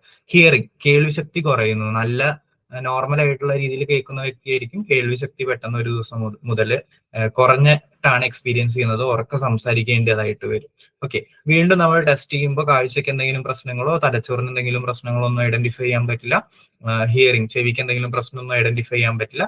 അപ്പൊ ഇതിനൊരു മെന്റൽ ആയിട്ടുള്ള എന്തെങ്കിലും സംഭവിച്ചിട്ടുണ്ടായിരിക്കും, അതിനെ കോപ്പി ചെയ്യാൻ വേണ്ടിയിട്ട് ഫിസിക്കലായിട്ട് കൺവേർട്ട് ചെയ്തതായിരിക്കും എന്നുള്ളൊരു അർത്ഥത്തിൽ കൺവേർഷൻ ഡിസോർഡർ ആയിട്ട് വേണമെങ്കിൽ ഡയഗ്നോസ് ചെയ്യാം. ഓക്കെ, അപ്പൊ ഇതൊരു കുഴപ്പിക്കുന്ന അസുഖമാണ്. ഇപ്പൊ നമ്മൾ സിഗ്മണ്ട് ഫ്രോയിഡിന്റെ ഒക്കെ തിയറീസ് എടുത്ത് നോക്കുകയാണെങ്കിൽ, ഫ്രോയിഡ് ഒക്കെ റിസർച്ച് ചെയ്തിട്ടുള്ള ഹിസ്റ്റെറിയ എന്ന് പറയുന്ന ഒരു രോഗമുണ്ട്, NO എന്നാണ് ആ പേഷ്യന്റിന്റെ പേര് തോന്നുന്നു. അവരൊക്കെ ഈ കൺവേർഷൻ ഡിസോർഡർ ആണ് കാണിക്കാറുള്ളത്. അവർക്ക് ഫിസിക്കലായിട്ടുള്ള രോഗങ്ങളൊന്നും ഉണ്ടായിരിക്കില്ല ഡയഗ്നോസ് ചെയ്യാൻ ശ്രമിക്കുമ്പോൾ, പക്ഷെ ഇതേപോലത്തെ വിറയലുകള്, എപ്പിലെപ്സി പോലത്തെ സിംറ്റംസ് ഒക്കെ ഇടയ്ക്കിടയ്ക്ക് വന്നുകൊണ്ടിരിക്കും. അങ്ങനെയാണ് സിഗ്മണ്ട് ഫ്രോയിഡ് അത് അൺകോൺഷ്യസിന്റെ ഒരു പ്രവർത്തനമായിട്ടുള്ള എക്സ്പ്ലനേഷനിലേക്കൊക്കെ എത്തിയത്. ഓക്കെ, അന്നും ഇതൊരു മിസ്റ്റീരിയസ് ഡിസീസ് ആയിരുന്നു, ഇന്നും ഇതൊരു മിസ്റ്റീരിയസ് ഡിസീസ് ആയിട്ട് തന്നെ തുടരുന്നു. റയർ ആയിട്ടാണ് കാണാറുള്ളതെങ്കിലും എന്തുകൊണ്ടാണ് ഇങ്ങനെ വരുന്നത് എന്ന് നമുക്ക് കൃത്യമായിട്ട് അറിയില്ല. അതാണ് ഇപ്പോഴത്തെ ഒരു എന്താ പറയാ കൺസെൻസസ്, അക്കാഡമിക് കൺസെൻസസ് എന്ന് പറയുന്നത്. എന്തുകൊണ്ടാണ് സംഭവിക്കുന്നതെന്ന് അറിയില്ല. ഓക്കെ, അപ്പോൾ മോട്ടോർ ആൻഡ് സെൻസറി റിലേറ്റഡ് ഫങ്ഷൻസിനെ ആയിരിക്കും ഇത് ബാധിക്കുക എന്നുള്ളത് ജസ്റ്റ് ഒന്ന് മനസ്സിലാക്കി വെക്കാം. ഓക്കെ, ഈ കൺവേർഷൻ ഡിസോർഡറിൽ എന്തെങ്കിലും ഡൗട്ട് ഉണ്ടെങ്കിൽ ചോദിച്ചോളൂ.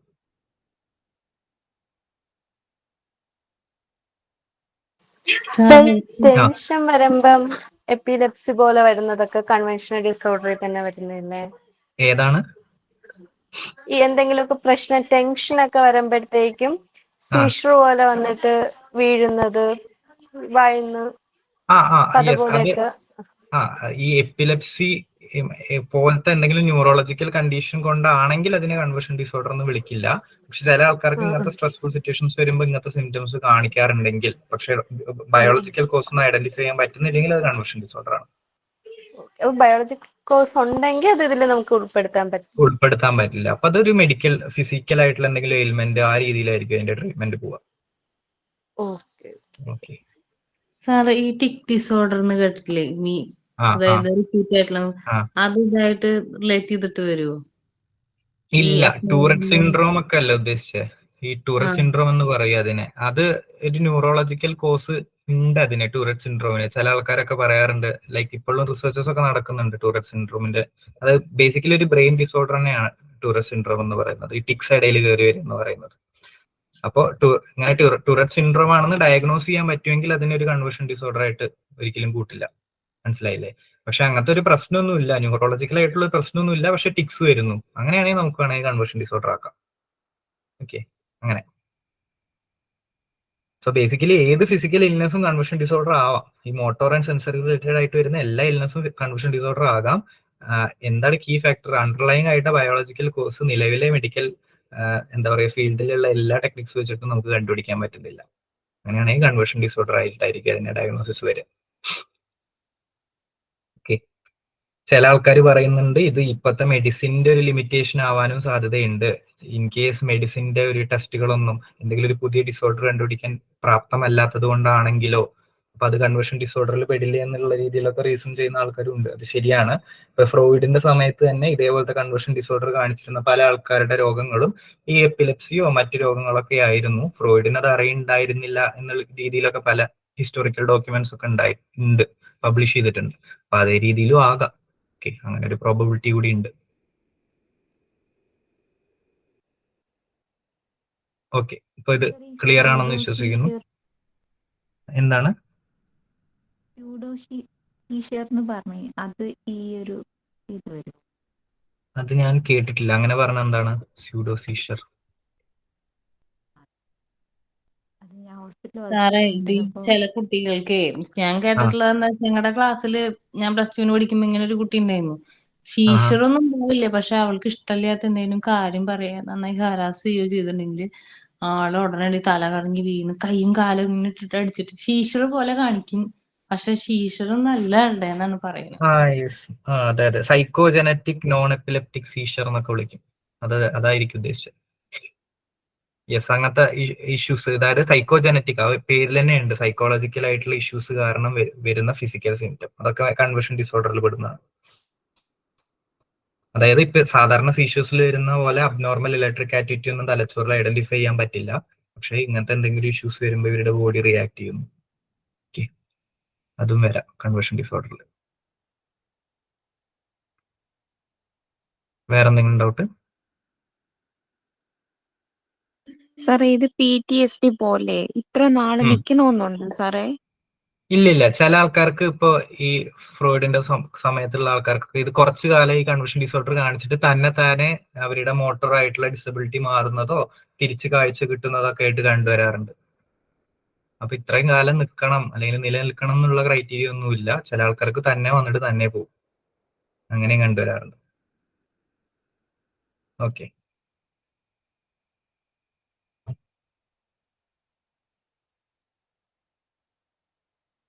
വേറെന്തെങ്കിലും? ഓക്കെ, വേറെ ഒന്നുമില്ലെങ്കിൽ നമുക്ക് നെക്സ്റ്റ് ലാസ്റ്റ് സൊമാറ്റോഫോൺ ഡിസോർഡറിലേക്ക് കടക്കാം. ഓക്കെ, അപ്പൊ ഇതുവരെ വരുന്നതിലൊക്കെ ഞാൻ പറഞ്ഞതുപോലെ എന്തെങ്കിലും ഒരു സിംറ്റം അല്ലെങ്കിൽ ഇപ്പോ ഈ 3 ഡിസോർഡേഴ്സിന്റെ കേസ് നിങ്ങൾ നോക്കുകയാണെങ്കിലും ആ കൺസേൺ, ആ വ്യക്തി അനുഭവിക്കുന്ന പെയിൻ എന്ന് പറയുന്നതോ അവര് അനുഭവിക്കുന്ന ആങ്സൈറ്റി എന്ന് പറയുന്നതോ ഒക്കെ റിയൽ ആണ് അല്ലെ? കൺവേർഷൻ ഡിസോർഡറിൽ അവര് ഫേസ് ചെയ്യുന്ന ഡിസബിലിറ്റി ഒക്കെ റിയൽ ആണ്. അതായത് അവരൊക്കെ ആ എക്സ്പീരിയൻസ് ഉണ്ട്. ഓക്കെ, ഈ ഫാക്ടീഷ്യസ് ഡിസോർഡർ എന്ന് പറയുന്ന ഗ്രൂപ്പ് ഓഫ് ഡിസോർഡേഴ്സ് അല്ലെങ്കിൽ ഈ ഒരു രോഗത്തിന്റെ പ്രത്യേകത എന്താണെന്ന് വെച്ചാൽ ഇവിടെ ആ വ്യക്തി നുണ പറയുകയാണ്, അല്ലെങ്കിൽ അഭിനയിക്കുകയാണ് രോഗമുള്ള രീതിയിൽ. അവർക്ക് എന്താ പറയാ, ഫിസിയോളജിക്കലായിട്ട് പ്രശ്നമൊന്നും ഉണ്ടായിരിക്കില്ല, പക്ഷെ അവര് അഭിനയിക്കും, രോഗമുള്ള രീതിയിൽ അഭിനയിക്കും. ഓക്കെ, അതാണ് ഈ ഫേക്ക്നെസ് ഓഫ് ഇൽനെസ്. ഒരു ഇൽനെസ് ഫേക്ക് ചെയ്യാന്ന് പറയില്ലേ, അതാണ് ഈ ഫാക്ടീഷ്യസ് ഡിസോർഡറിന്റെ പ്രത്യേകത ആയിട്ട് വരുന്നത്. ഇത് ഒരു തവണയായിരിക്കില്ല, ജീവിതത്തിൽ ഉടനീളം ഇവര് റിപ്പീറ്റ് ചെയ്തിട്ട് എല്ലാ സ്റ്റേജിലും എന്തെങ്കിലും ഇൽനെസ് ഇങ്ങനെ ഫേക്ക് ചെയ്തുകൊണ്ടേയിരിക്കും. ഓക്കെ, ആ രീതിയിലായിരിക്കും ഇവരുടെ ലൈഫ് മൊത്തം മുന്നോട്ട് പോകുന്നത്. അതാണ് ഈ ഫാക്ടീഷ്യസ് ഡിസോർഡറിന്റെ പ്രത്യേകത. ഓക്കെ, അപ്പോ കീ ഐഡന്റിഫൈയിങ് ഡിഫറൻസ് എന്ന് പറയുന്നത് deliberate falsification of medical or psychological symptoms. രോഗലക്ഷണങ്ങളെ ഇവർ ഫേക്ക് ചെയ്തിട്ട് കാണിക്കും, അഭിനയിച്ചിട്ട് കാണിക്കും. ഓക്കെ, ആ രീതിയിൽ അവർ എക്സ്പ്രസ് ചെയ്യും. Okay, imposed on oneself or on another. അധികം ആൾക്കാരും സ്വയമാണ് ഈ ഇൽനെസ്സുകൾ, ഈ അഭിനയം കാണിക്കുക അല്ലെങ്കിൽ ഇങ്ങനത്തെ ഫേക്ക്നെസ് കാണിക്കുക. ചില ആൾക്കാർ മറ്റുള്ളവരിൽ ഇത് വരുത്തി കാണിക്കാനും എന്താ പറയാ ശ്രമിക്കും. ഉദാഹരണം പറയുകയാണെങ്കിൽ ഈ കുട്ടികൾക്കൊക്കെ ഇല്ലേ, ഈ ചില അമ്മമാര്, വളരെ റയർ കേസസ് ആണ് ഇത്, ചില അമ്മമാര് ഫാക്ടീഷ്യസ് ഡിസോർഡർ ഉള്ള ചില അമ്മമാര് അവർക്ക് രോഗം ഉണ്ട് എന്ന് കാണിക്കുന്നതോടൊപ്പം തന്നെ അവരുടെ കുട്ടിക്കും രോഗം ഉണ്ട് എന്ന് കാണിക്കാൻ വേണ്ടിയിട്ട് ശ്രമിക്കും. കുട്ടിയുടെ ഇൽനെസ്സുകൾ, ഫേക്ക് സിംറ്റംസ് ഒക്കെ കാണിക്കാൻ കുട്ടീനെ ട്രെയിൻ ചെയ്യിപ്പിക്കുക, അല്ലെങ്കിൽ കുട്ടിക്ക് തന്നെ ഇപ്പൊ ചെറിയ രീതിയിൽ ടെമ്പറേച്ചർ കൂട്ടാനുള്ള ഓരോ ടെക്നിക്സ് ഒക്കെ ഉണ്ടല്ലോ, അങ്ങനത്തെ കാര്യങ്ങൾ ചെയ്തിട്ട് കുട്ടിയുടെ സിംറ്റംസ് ഫേക്ക് ആക്കിയിട്ട് കാണിക്കുക, കുട്ടീനെ കരയിപ്പിക്കുക, അത്തരത്തിലുള്ള കാര്യങ്ങൾ ചില ആൾക്കാർ മറ്റുള്ള ആൾക്കാരിലും കാണിക്കാറുണ്ട് ഈ ഫാക്ടീഷ്യസ് ഡിസോർഡർ. ഓക്കെ, ഇത് റയർ ആണ്, അധികം ആൾക്കാർ സ്വയമാണ് ഫേക്ക് ചെയ്യാറുള്ളത്. ഈ അമേരിക്കയിൽ ഈ അടുത്തല്ല, കുറച്ച് വർഷം മുന്നേ ഒരു കേസ് നടന്നിരുന്നു. അതേപോലെ ഒരു കുട്ടീനെ കണ്ടിന്യൂസ് ആയിട്ട് ഫേക്ക് സിംറ്റംസ് ഇങ്ങനെ കാണിച്ച് പല ഡോക്ടർമാരുടെ മുന്നിൽ കൊണ്ടുപോയി ലാസ്റ്റ് ആ കുട്ടിക്ക് എന്തോ ഒരു സീരിയസ് ആയിട്ടുള്ള ഇൽനെസ്സിലേക്ക് എന്തോ എത്തി, ഫോൾസിഫിക്കേഷനിലൂടെ ശരിക്കുള്ള ഇൽനെസ്സിലേക്ക് എന്തോ എത്തി. അങ്ങനെ അതൊരു കേസായി മാറി, അങ്ങനെ എന്തോ ചെയ്തിരുന്നു. ഓക്കെ, അപ്പൊ ആ രീതിയിലും ചില ആൾക്കാർ കാണിക്കാറുണ്ട്. അപ്പൊ ഇവരുടെ മെയിൻ ഇന്റൻഷൻ എന്ന് പറയുന്നത് ഡിസെപ്ഷൻ, പറ്റിക്കുക, ആൾക്കാരെ പറ്റിക്കുക എന്നുള്ളത്, അല്ലെങ്കിൽ മറച്ചു വെക്കുക, എന്തെങ്കിലും ഒരു കാര്യം മറച്ചു വെക്കുക എന്നുള്ളത് തന്നെയാണ് ഇത്തരത്തിലുള്ള ഡിസോർഡേഴ്സ് കാണിക്കുന്ന ആൾക്കാരുടെ മെയിൻ ഇന്റൻഷൻ എന്ന് പറയുന്നത്. ഓക്കെ, എന്തൊക്കെയായിരിക്കും ഇത്തരത്തിലുള്ള ആൾക്കാർ പ്രകടമാക്കാൻ ശ്രമിക്കുന്നത്, അല്ലെങ്കിൽ അവരുടെ ബിഹേവിയറിൽ നോട്ടീസ് ചെയ്യാൻ പറ്റുന്ന കുറച്ച് കാര്യങ്ങൾ, ഈ മെഡിക്കൽ ടെസ്റ്റുകളൊക്കെ ഇവർ ആൾട്ടർ ചെയ്യും. യൂറിൻ, ബ്ലഡ് ടെസ്റ്റ് ഒക്കെ ഫേക്ക് ഡോക്യുമെന്റ്സ് ഒക്കെ ഉണ്ടാക്കും. Okay, falsify medical records. ഇവർക്ക് എന്തെങ്കിലും ഒരു കള്ളത്തരത്തിലൂടെ നമ്മൾ ഫേക്ക് പാസ്പോർട്ടും ഫേക്ക് ലൈസൻസ് ഒക്കെ ഉണ്ടാക്കുന്നത് പോലെ ഇവരുടെ യൂറിൻ ടെസ്റ്റോ ബ്ലഡ് ടെസ്റ്റോ ഒക്കെ ഇവർ ഫേക്ക് ചെയ്തിട്ട് മെഡിക്കൽ റെക്കോർഡ്സ് ഒക്കെ ഉണ്ടാക്കും. Ingesting a substance that would indicate abnormal laboratory results. ചില കെമിക്കൽസ് ഒക്കെ ശരീരത്തിൽ ഇൻജെക്ട് ചെയ്ത ഈ ലാബ് റിസൾട്ട് ഒക്കെ തെറ്റായിട്ട് കാണിക്കും. അപ്പോൾ ലാബ് റിസൾട്ട് കാണിക്കും ചിലപ്പോൾ മേജർ ആയിട്ടുള്ള എന്തെങ്കിലും അസുഖം ഉണ്ട് എന്നായിരിക്കും, പക്ഷെ ശരിക്കും അങ്ങനെ ഒരു അസുഖം ഉണ്ടായിരിക്കില്ല. ഇതിനെ കുറിച്ചൊക്കെ പഠിച്ച് ഇതൊക്കെ മുൻകൂട്ടി കണ്ട് ആ കെമിക്കൽ എന്താണെന്ന് മനസ്സിലാക്കി അത് ശരീരത്തിലേക്ക് ഇൻജെക്ട് ചെയ്യുന്നതായിരിക്കും. ഓക്കെ, ഞാൻ നേരത്തെ പറഞ്ഞ ആ കേസിലുള്ള ആ അമ്മ ഇല്ലേ, ആ അമ്മ ഈ കുട്ടിയുടെ ശരീരത്തിൽ ഇതേപോലെ എന്തോ കെമിക്കൽ ഇങ്ങനെ ഇൻജെക്ട് ചെയ്തു, വലിയ എന്തോ രോഗമാണെന്ന് കാണിക്കാൻ വേണ്ടിയിട്ട്. അങ്ങനെയാണ് ആ കുട്ടിക്ക് ഈ കെമിക്കൽ കാരണം മറ്റെന്തോ രോഗം വരാൻ കാരണമായത്. അപ്പൊ ഇത്തരത്തിലുള്ള ബിഹേവിയേഴ്സ് ഇവര് കാണിക്കാം. പിന്നെ ഫിസിക്കലി ഇഞ്ചറിങ് വൺ സെൽഫ് അല്ലെ, മറ്റേ ഏതിലാ, സ്വയം കണ്ണാടിയിലേക്ക് ഓടിപ്പോകുന്ന വില്ലന്മാരൊക്കെ ഉള്ള സിനിമകളൊക്കെ കണ്ടിട്ടില്ലേ? കൊച്ചിരാജാവിലോ തോന്നുന്നു, ഒരു കോളേജിൽ ഫൈറ്റിന് മുന്നേ സ്വയം മറ്റേ ആ വില്ല കണ്ണാടിയിൽ ചില്ലിലേക്ക് ഓടി കയറിയിട്ട് മേത്ത മുഴുവൻ മുറിയാക്കും. അപ്പൊ മറ്റൊരാൾ അടിച്ചു എന്നുള്ളൊരു ഫീലിംഗ് കൊണ്ടുവരാൻ വേണ്ടിയിട്ട്. അതേപോലെ ഇവർക്കൊരു ഇഞ്ചറി ആണെന്ന് കാണിക്കാൻ വേണ്ടിയിട്ട് ഇവര് ചിലപ്പോൾ കയ്യിൽ പെയിൻ ഉണ്ട് എന്ന് കാണിക്കാൻ വേണ്ടിയിട്ട് കൈ സ്വയം ഇഞ്ചറി ചെയ്യേ, കൈ സ്വയം ഒടിക്കുകയെ, അങ്ങനത്തെ കാര്യങ്ങളൊക്കെ വേണമെങ്കിൽ കാണിക്കാം. Okay, and inducing illness by injecting or ingesting a harmful substance. ഇതേപോലെ രോഗം വരാൻ വേണ്ടിയിട്ട് മറ്റേ ഈ നേരത്തെ പറഞ്ഞ അതേ സംഭവം തന്നെ, രോഗം വരാൻ വേണ്ടിയിട്ട് ഇവര് ഹാർംഫുൾ ആയിട്ടുള്ള കെമിക്കൽസ് ഒക്കെ ശരീരത്തിൽ കുത്തിവെക്കുക. അങ്ങനെ ആ രോഗത്തിന്റെ സിംറ്റംസ് കാണിക്കാൻ വേണ്ടിയിട്ടുള്ള ബിഹേവിയേഴ്സ് കാണിക്കാം. ഓക്കെ, അപ്പോൾ ഇത്തരത്തിലുള്ള സിംറ്റംസ്, ഫോൾസിഫിക്കേഷൻ, ഡിസെപ്ഷൻ ഒക്കെ വരുന്ന സിംറ്റംസ് ആണ് ഈ ഫാക്ടീഷ്യസ് ഡിസോർഡറിന്റെ മെയിൻ ഹൈലൈറ്റ് എന്ന് പറയുന്നത്. ഇവിടെ ഒരു deliberate attempt to fake medical illness എന്ന് പറഞ്ഞ ഒരു സംഭവം നടക്കുന്നുണ്ട് എന്നുള്ളതാണ് കീ ഫാക്ടർ. ഓക്കെ, ഇതിന്റെ കോസ് കുറച്ച് റിസർച്ചസ് ഒക്കെ നടന്നിട്ടുണ്ട് ഈ ഫാക്ടീഷ്യസ് ഡിസോർഡറിൽ. അതിന്റെ കോസസ് പറയുന്നത് ഈ അറ്റൻഷൻ സീക്കിംഗ് ബിഹേവിയർ ആണ്. ഇത്തരത്തിലുള്ള ആൾക്കാർക്ക് കോൺസ്റ്റന്റ് ആയിട്ട് അറ്റൻഷൻ കിട്ടിക്കൊണ്ടേയിരിക്കണം. മേ ബി ചെറുപ്പത്തിൽ ഇവർ അറ്റൻഷൻ കിട്ടാതെ ആയിരിക്കും വളർന്നത്. ചെറുപ്പത്തിൽ ഇവരുടെ പാരന്റ്സോ റിലേറ്റീവ്സോ ഒന്നും ഇവർക്ക് ഒരു വിലയും കൊടുത്തിട്ടുണ്ടായിരിക്കില്ല. അപ്പോ ഇങ്ങനെ എന്തെങ്കിലും ഇൽനെസ് വരുമ്പോൾ ആൾക്കാർ ശ്രദ്ധിക്കും, ചുറ്റുമുള്ള ആൾക്കാർ ഇവരെ കെയർ ചെയ്യും എന്നുള്ള രീതിയിൽ അറ്റൻഷൻ സീക്കിങ്ങിന് വേണ്ടിയിട്ട് ഇങ്ങനത്തെ ബിഹേവിയർ കാണിക്കുകയാണെന്നുള്ള ചില ആൾക്കാർ, അത്തരത്തിലുള്ള സജഷൻസ് ഒക്കെ ചില ആൾക്കാർ കൊടുക്കാറുണ്ട്. എഗെയിൻ നമുക്ക് പ്രൂവ് ചെയ്യാൻ ബുദ്ധിമുട്ടാണ് എന്തുകൊണ്ടാണ് ഇങ്ങനെ കാണിക്കുന്നത് എന്നുള്ളതൊക്കെ. And can co exist with personality disorders. ചില പേഴ്സണാലിറ്റി ഡിസോർഡേഴ്സ് ഉള്ള ആൾക്കാർക്ക് ഇപ്പോ ആന്റി സോഷ്യൽ പേഴ്സണാലിറ്റി ഡിസോർഡർ ഉള്ള ആൾക്കാർ വേണമെങ്കിൽ മറ്റുള്ളവരെ മാനിപ്പുലേറ്റ് ചെയ്യാം. ഓക്കെ, അവരുടെ ഒരു ലക്ഷ്യം ഇതാക്കാൻ വേണ്ടിയിട്ട് മറ്റുള്ള ഒരാളെ മാനിപ്പുലേറ്റ് ചെയ്യാം. അവര് എപ്പോഴും അഗ്രസീവ് ആവണമെന്നില്ല, മാനിപ്പുലേറ്റ് ചെയ്യുന്ന തരത്തിലുള്ള ആന്റി സോഷ്യൽ പേഴ്സണാലിറ്റി ഡിസോർഡർ കാണിക്കുന്ന ആൾക്കാരുണ്ട്. അപ്പൊ ആ മാനിപ്പുലേഷന് വേണ്ടിയിട്ട് അവരൊരു ഡിസീസ് വേണമെങ്കിൽ ഫേക്ക് ചെയ്യാനൊക്കെ സാധ്യതയുണ്ട്. അപ്പൊ ഏതെങ്കിലും ഒരു പേഴ്സണാലിറ്റി ഡിസോർഡറിന്റെ ഒപ്പം കോ എക്സിസ്റ്റ് ചെയ്യാനും ഈ ഫെക്ടീഷ്യസ് ഡിസോർഡറിന് സാധ്യതയുണ്ട് എന്നുള്ളത് ജസ്റ്റ് ഒന്ന് മനസ്സിലാക്കി വെക്കാം. ഇനി ഞാൻ പറഞ്ഞ പോലെ ഈ സൊമാറ്റോഫോൺ ഡിസോർഡേഴ്സ് എന്തുകൊണ്ട് വരുന്നു എന്നും ഇതെങ്ങനെ ട്രീറ്റ് ചെയ്യണമെന്നും ഇപ്പോഴും റിലേറ്റീവ്ലി ആർക്കും വലിയ ഐഡിയ ഒന്നും ഇല്ല. ഓക്കെ, കോസസ് എന്ന് പറയുമ്പോൾ നമ്മൾ ഒന്നില്ലെങ്കിൽ ബയോളജിക്കൽ ആയിട്ടുള്ള എന്തെങ്കിലും കാരണം ഉണ്ടോ എന്ന് അണ്ടർപിൻ ചെയ്യാൻ വേണ്ടിയിട്ട് ശ്രമിക്കും. പക്ഷെ സൊമാറ്റോഫോൺ ഡിസോർഡേഴ്സ് എന്ന് പറയുമ്പോൾ തന്നെ ബയോളജിക്കൽ ആയിട്ടുള്ള ഒരു കാര്യം ഇല്ലാതെ സിംറ്റംസ് വരിക എന്നുള്ള ഒരു അർത്ഥമുണ്ട്. അപ്പൊ ആ ഒരു ഏരിയ പോയി. പിന്നെ സൈക്കോളജിക്കൽ കോസസ്, സൈക്കോളജിക്കൽ ആയിട്ടുള്ള കോസസിൽ ഈ സിഗ്മണ്ട് ഫ്രോയിഡിന്റെ ആ ഒരു തിയറി ഇപ്പൊ എങ്ങനെയാണ്, സിഗ്മണ്ട് ഫ്രോയിഡിന്റെ തിയറി വെച്ചിട്ട് നമുക്ക് മെന്റൽ ഇൽനെസ് നേരെ മനസ്സിലാക്കാൻ പറ്റൂ? ഇല്ല. അപ്പൊ അതേപോലത്തെ കുറെ വൈൽഡ് തിയറീസ് ഒക്കെ ഉണ്ട്. ഞാൻ പറഞ്ഞ പോലെ അറ്റൻഷൻ സീക്കിംഗ് ബിഹേവിയർ ആകാം, ചൈൽഡ്ഹുഡ് ട്രോമ ആകാം, അല്ലെങ്കിൽ അതേപോലത്തെ എന്തെങ്കിലും എക്സ്പീരിയൻസിലൂടെ കടന്നു പോകുമ്പോൾ അബ്യൂസീവ് ആയിട്ടുള്ള ചൈൽഡ്ഹുഡ് ആകാം എന്നുള്ള രീതിയിലുള്ള തിയറീസ് ഒക്കെ ഉണ്ട്. പക്ഷെ അത് കൃത്യമായിട്ട് ഇതിന് തന്നെയാണ് കോസ് എന്നൊന്നും നമുക്ക് പറയാൻ പറ്റില്ല. അത് ഐഡന്റിഫൈ ചെയ്യുന്നത് ഇത്തരത്തിലുള്ള രോഗങ്ങളിൽ ബുദ്ധിമുട്ടാണ്. ട്രീറ്റ്മെന്റ് എന്ന് പറയുന്നതും നമ്മളിപ്പോ പറഞ്ഞ പോലെ ഈ തെറാപ്പീസും മെഡിക്കേഷൻസും ഒന്നും പോസിബിൾ അല്ല. ഈ ചില ആൾക്കാർക്കൊക്കെ മെഡിക്കേഷൻ പോലെ എന്തെങ്കിലും കൊടുത്താൽ കുറച്ചു കാലം സിംറ്റംസ് കുറയും. ഓക്കെ, മരുന്ന് തന്നെ ആവണമെന്നില്ല, പഞ്ചസാര മിഠായി കൊടുത്താലും മതി, അവരുടെ സിംറ്റം കുറയും. അപ്പൊ മെന്റൽ ആയിട്ടുള്ള ഒരു കാര്യമാണെന്നുള്ളത് റീഇൻഫോഴ്സ് ചെയ്യുന്ന ഒരു ഫൈൻഡിങ് ആണ് അത്. പ്ലസീബോ ഇഫക്റ്റ് എന്നൊക്കെ നമ്മൾ വിളിക്കുക അതിനെ. ഈ എന്തെങ്കിലും മെഡിസിൻ പോലത്തെ ഒരു സാധനം കൊടുത്ത ചില ആൾക്കാർക്ക് കുറച്ചു കാലം ഈ സിംറ്റം കുറയും, പക്ഷെ അത് വീണ്ടും അത് കഴിഞ്ഞാൽ വീണ്ടും അവരുടെ ലൈഫിലേക്ക് തിരിച്ചു വരുന്ന രീതിയിലൊക്കെ കണ്ടിട്ടുണ്ട്. പിന്നെ തെറാപ്പി അതേപോലെ തന്നെ ഇവരെ കൺവിൻസ് ചെയ്യിക്കുക എന്ന് പറയുന്നത് ബുദ്ധിമുട്ടാണ്. ഇങ്ങനെ രോഗമില്ല എന്നും ഇതൊക്കെ എക്സാജറേഷൻ ആണെന്നൊക്കെ കൺവിൻസ് ചെയ്യിക്കുക എന്ന് പറയുന്നത് ബുദ്ധിമുട്ടാണ്. അതുകൊണ്ട് പല തെറാപ്യൂട്ടിക് ടെക്നിക്സും വർക്ക് ചെയ്യുന്നതൊക്കെ ഒരു 50-50 എന്നൊക്കെ നമുക്ക് വേണമെങ്കിൽ പറയാം. ചിലപ്പോൾ വർക്കാവും, ചിലപ്പോൾ വർക്കാവില്ല ഉള്ള ഒരു അവസ്ഥയിലാണ് ഈ സൊമാറ്റോഫോൺ ഡിസോർഡേഴ്സ് ഇപ്പൊ നിൽക്കുന്നത്. അപ്പോ റെയർ ആയിട്ട് വരുന്ന ഒരു ഡിസോർഡേഴ്സ് ആണെങ്കിൽ കൂടി അതിന്റെ കറക്റ്റ് കോസോ ട്രീറ്റ്മെന്റോ ഇന്ന് അധികം സൈക്കോളജിയിലും സൈക്കട്രിയിലും ഒക്കെ അറിയില്ല ആൾക്കാർക്ക്. റിലേറ്റീവ്ലി അൺനോൺ ആണെന്നുള്ളതാണ് ഇതിന്റെ ഒരു വസ്തുത എന്നുള്ളതും കൂടി ജസ്റ്റ് ഒന്ന് മനസ്സിലാക്കി വെക്കാം. ഓക്കെ, ഇനി ഇതിന്റെ എന്തെങ്കിലും ഡൗട്ട് ഉണ്ടെങ്കിൽ ചോദിച്ചോ. ഫെക്ടീഷ്യസ് ഡിസോർഡറിനെ കുറിച്ച് എന്തെങ്കിലും ഡൗട്ട് ഉണ്ടെങ്കിൽ ചോദിച്ചോളൂ.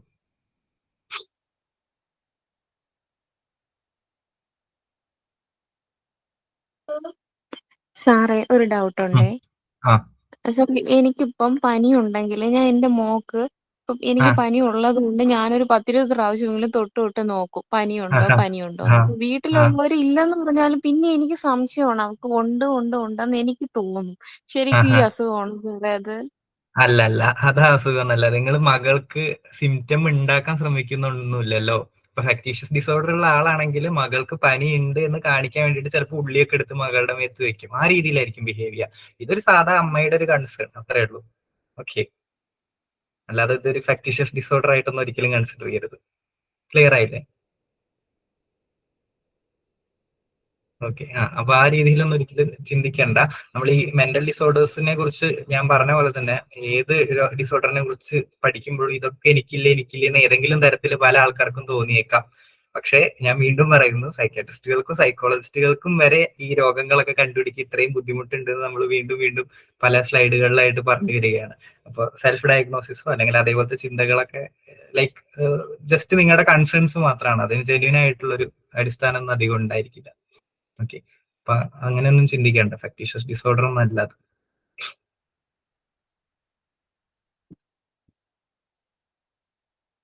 വേറെ എന്തെങ്കിലും ഡൗട്ട്?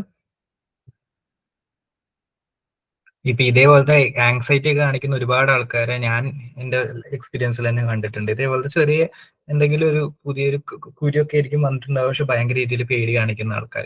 അതെല്ലാം ഡിസോർഡർ ആവണമെന്നില്ല. അവരുടെ ലൈഫിനെ അത്രയും ബാധിക്കുമ്പോഴേ അതൊരു ഡിസോർഡർ ആയിട്ട് ക്ലാസിഫൈ ചെയ്യുള്ളൂ. ബാക്കി എല്ലാം നോർമൽ ആയിട്ട് വരുന്ന ഹെൽത്ത് ആങ്സൈറ്റി പോലെയൊക്കെ കണ്ടാൽ മതി. അപ്പൊ അതിന്റെ ഇന്റൻസിറ്റി എത്രത്തോളം അവരുടെ ലൈഫിനെ എഫക്ട് ചെയ്തു, നമ്മൾ തുടക്കത്തിൽ പറഞ്ഞ 4Ds 4D, അതാണ് ഇമ്പോർട്ടന്റ് ആയിട്ടുള്ള ഒരു കാര്യമായിട്ട് നമ്മൾ നോട്ടീസ് ചെയ്യേണ്ടത്. ഓക്കെ, അപ്പൊ ഈ സൊമാറ്റോഫോൺ ഡിസോർഡേഴ്സ് 4 സാറേ ഒരു സംശയമുണ്ട്. ഈ സിംഗിൾ പേരന്റിന് ഈ അറ്റൻഷൻ സീക്കിംഗ് ബിഹേവിയറിന്റെ പ്രശ്നം വരാറുണ്ട് ശരിക്കും? അറ്റൻഷൻ സീക്കിംഗ് ബിഹേവിയർ എന്ന് ഉദ്ദേശിച്ചത് എന്താണ്? ഇപ്പം എന്തെങ്കിലും ഒരു കാര്യം ചെയ്യുമ്പോഴത്തേക്കും അതിനെ തന്നെ കൂടുതലായിട്ട് ആ മറ്റുള്ളവരുടെ പരിഗണന കിട്ടാൻ വേണ്ടി എന്തെങ്കിലുമൊക്കെ കാര്യങ്ങൾ സൃഷ്ടിക്കുകയൊക്കെ ചെയ്യത്തില്ലേ? കൂടുതൽ സിംഗിൾ അറ്റൻഷൻ. പാരന്റ് ആണോ സിംഗിൾ ചൈൽഡ് ആണോ? Single child, sorry. Single child, അത് ഇപ്പൊ ഈ ആഡ്ലറിന്റെ ഒക്കെ തിയറിയിലൊക്കെ ഇത് പറയുന്നുണ്ടല്ലോ. സിംഗിൾ ചൈൽഡ് ആണെങ്കിൽ അങ്ങനെ ഈ സെന്റർ ഓഫ് അറ്റൻഷൻ ആയിട്ടായിരിക്കും അവർ വളരുന്നത്. പക്ഷെ പുറത്തിറങ്ങുമ്പോൾ ചിലപ്പോൾ അവർക്ക് അറ്റൻഷൻ കിട്ടുന്നില്ല എന്ന് കാണുമ്പോൾ അതിന് കറസ്പോണ്ടിങ് ആയിട്ടുള്ള ബിഹേവിയേഴ്സ് കാണിക്കാൻ സാധ്യതയുണ്ട് എന്നൊക്കെ പറയുന്നുണ്ട്. ഓക്കെ, പക്ഷെ അതൊന്നും ഞാൻ പറഞ്ഞ പോലെ നമുക്ക് കൺഫേം ആയിട്ട് സിംഗിൾ ചൈൽഡ് ആയ ഇങ്ങനെ വരും എന്ന് പറയാനൊന്നും പറ്റൂല. ഓക്കെ, ഒരു അഡ്ജസ്റ്റ്മെന്റ് ഇഷ്യൂ ചിലപ്പോൾ അവർക്ക് ഫേസ് ചെയ്തേക്കാം. ഒറ്റ മകനോ മകളോ ഒക്കെ ആയിട്ട് കുറെ കാലം വീട്ടിൽ നിലനിന്നിട്ട് പുറത്തൊരു ജോലിക്കോ പുറത്തൊരു എൻവയോൺമെന്റിലേക്ക് പോകുമ്പോൾ ഉണ്ടാകുന്ന ആ സഡൻ ചേഞ്ചിൽ അവർക്ക് കുറച്ച് ബുദ്ധിമുട്ടുകൾ ഉണ്ടായേക്കാം. പക്ഷെ അതൊരു ഡിസോർഡർ ആയി മാറുന്ന രീതിയിലൊന്നും ആവണമെന്നില്ല.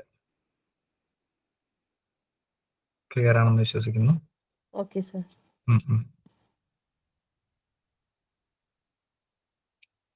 ഓക്കെ, വേറെ ഒന്നുമില്ലെന്ന് വിശ്വസിക്കുന്നു. അങ്ങനെയാണെങ്കിൽ നമുക്ക് നിങ്ങളുടെ ലാസ്റ്റ് ഡിസോർഡേഴ്സിലേക്ക് കടക്കാം. അപ്പൊ ഇതിലത്തെ 4 ജസ്റ്റ് ഒന്ന് മനസ്സിലാക്കി വെക്കുക. ഇനി ഞാനൊരു കേസ് പറയാം. ഓക്കെ, ഒരു കേസാണ്. ഒരു ഹൈലി സക്സസ്ഫുൾ ബിസിനസ്മാൻ. ഓക്കെ, അയാൾക്ക് 45 വയസ്സുണ്ട്. അയാൾക്ക് പ്രീവിയസ് ആയിട്ടുള്ള സൈക്കാട്രിക് ഡിസോർഡേഴ്സിന്റെ ഒന്നും ഹിസ്റ്ററി ഒന്നുമില്ല, മറ്റു രോഗങ്ങളൊന്നും വന്നിട്ടില്ല മുമ്പ്. അപ്പോൾ അയാള് കുറച്ച് കാലങ്ങളായിട്ട് അല്ലെങ്കിൽ കുറച്ച് ദിവസങ്ങളായിട്ട് മുമ്പ് കാണിച്ചിരുന്ന അല്ലെങ്കിൽ മുമ്പ് പെരുമാറിയിരുന്ന രീതിയിൽ നിന്ന് വ്യത്യസ്തമായിട്ടാണ് പെരുമാറുന്നത്. യൂഷ്വൽ സെൽഫ് അല്ല.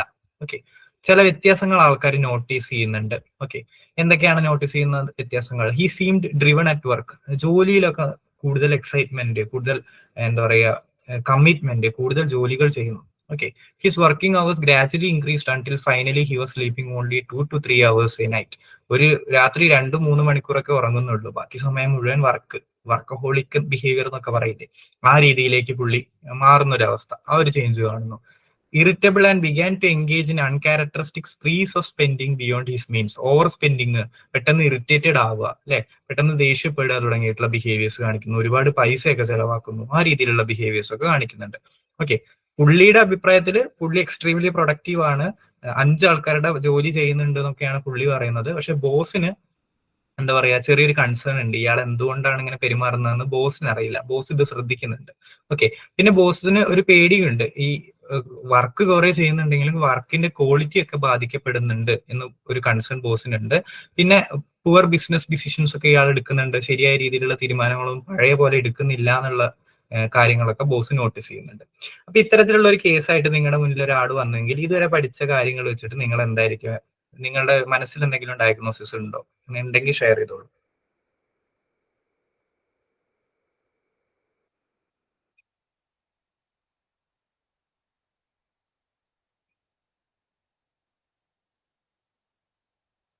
മാനിക്. ഓക്കെ, വേറെന്തെങ്കിലും?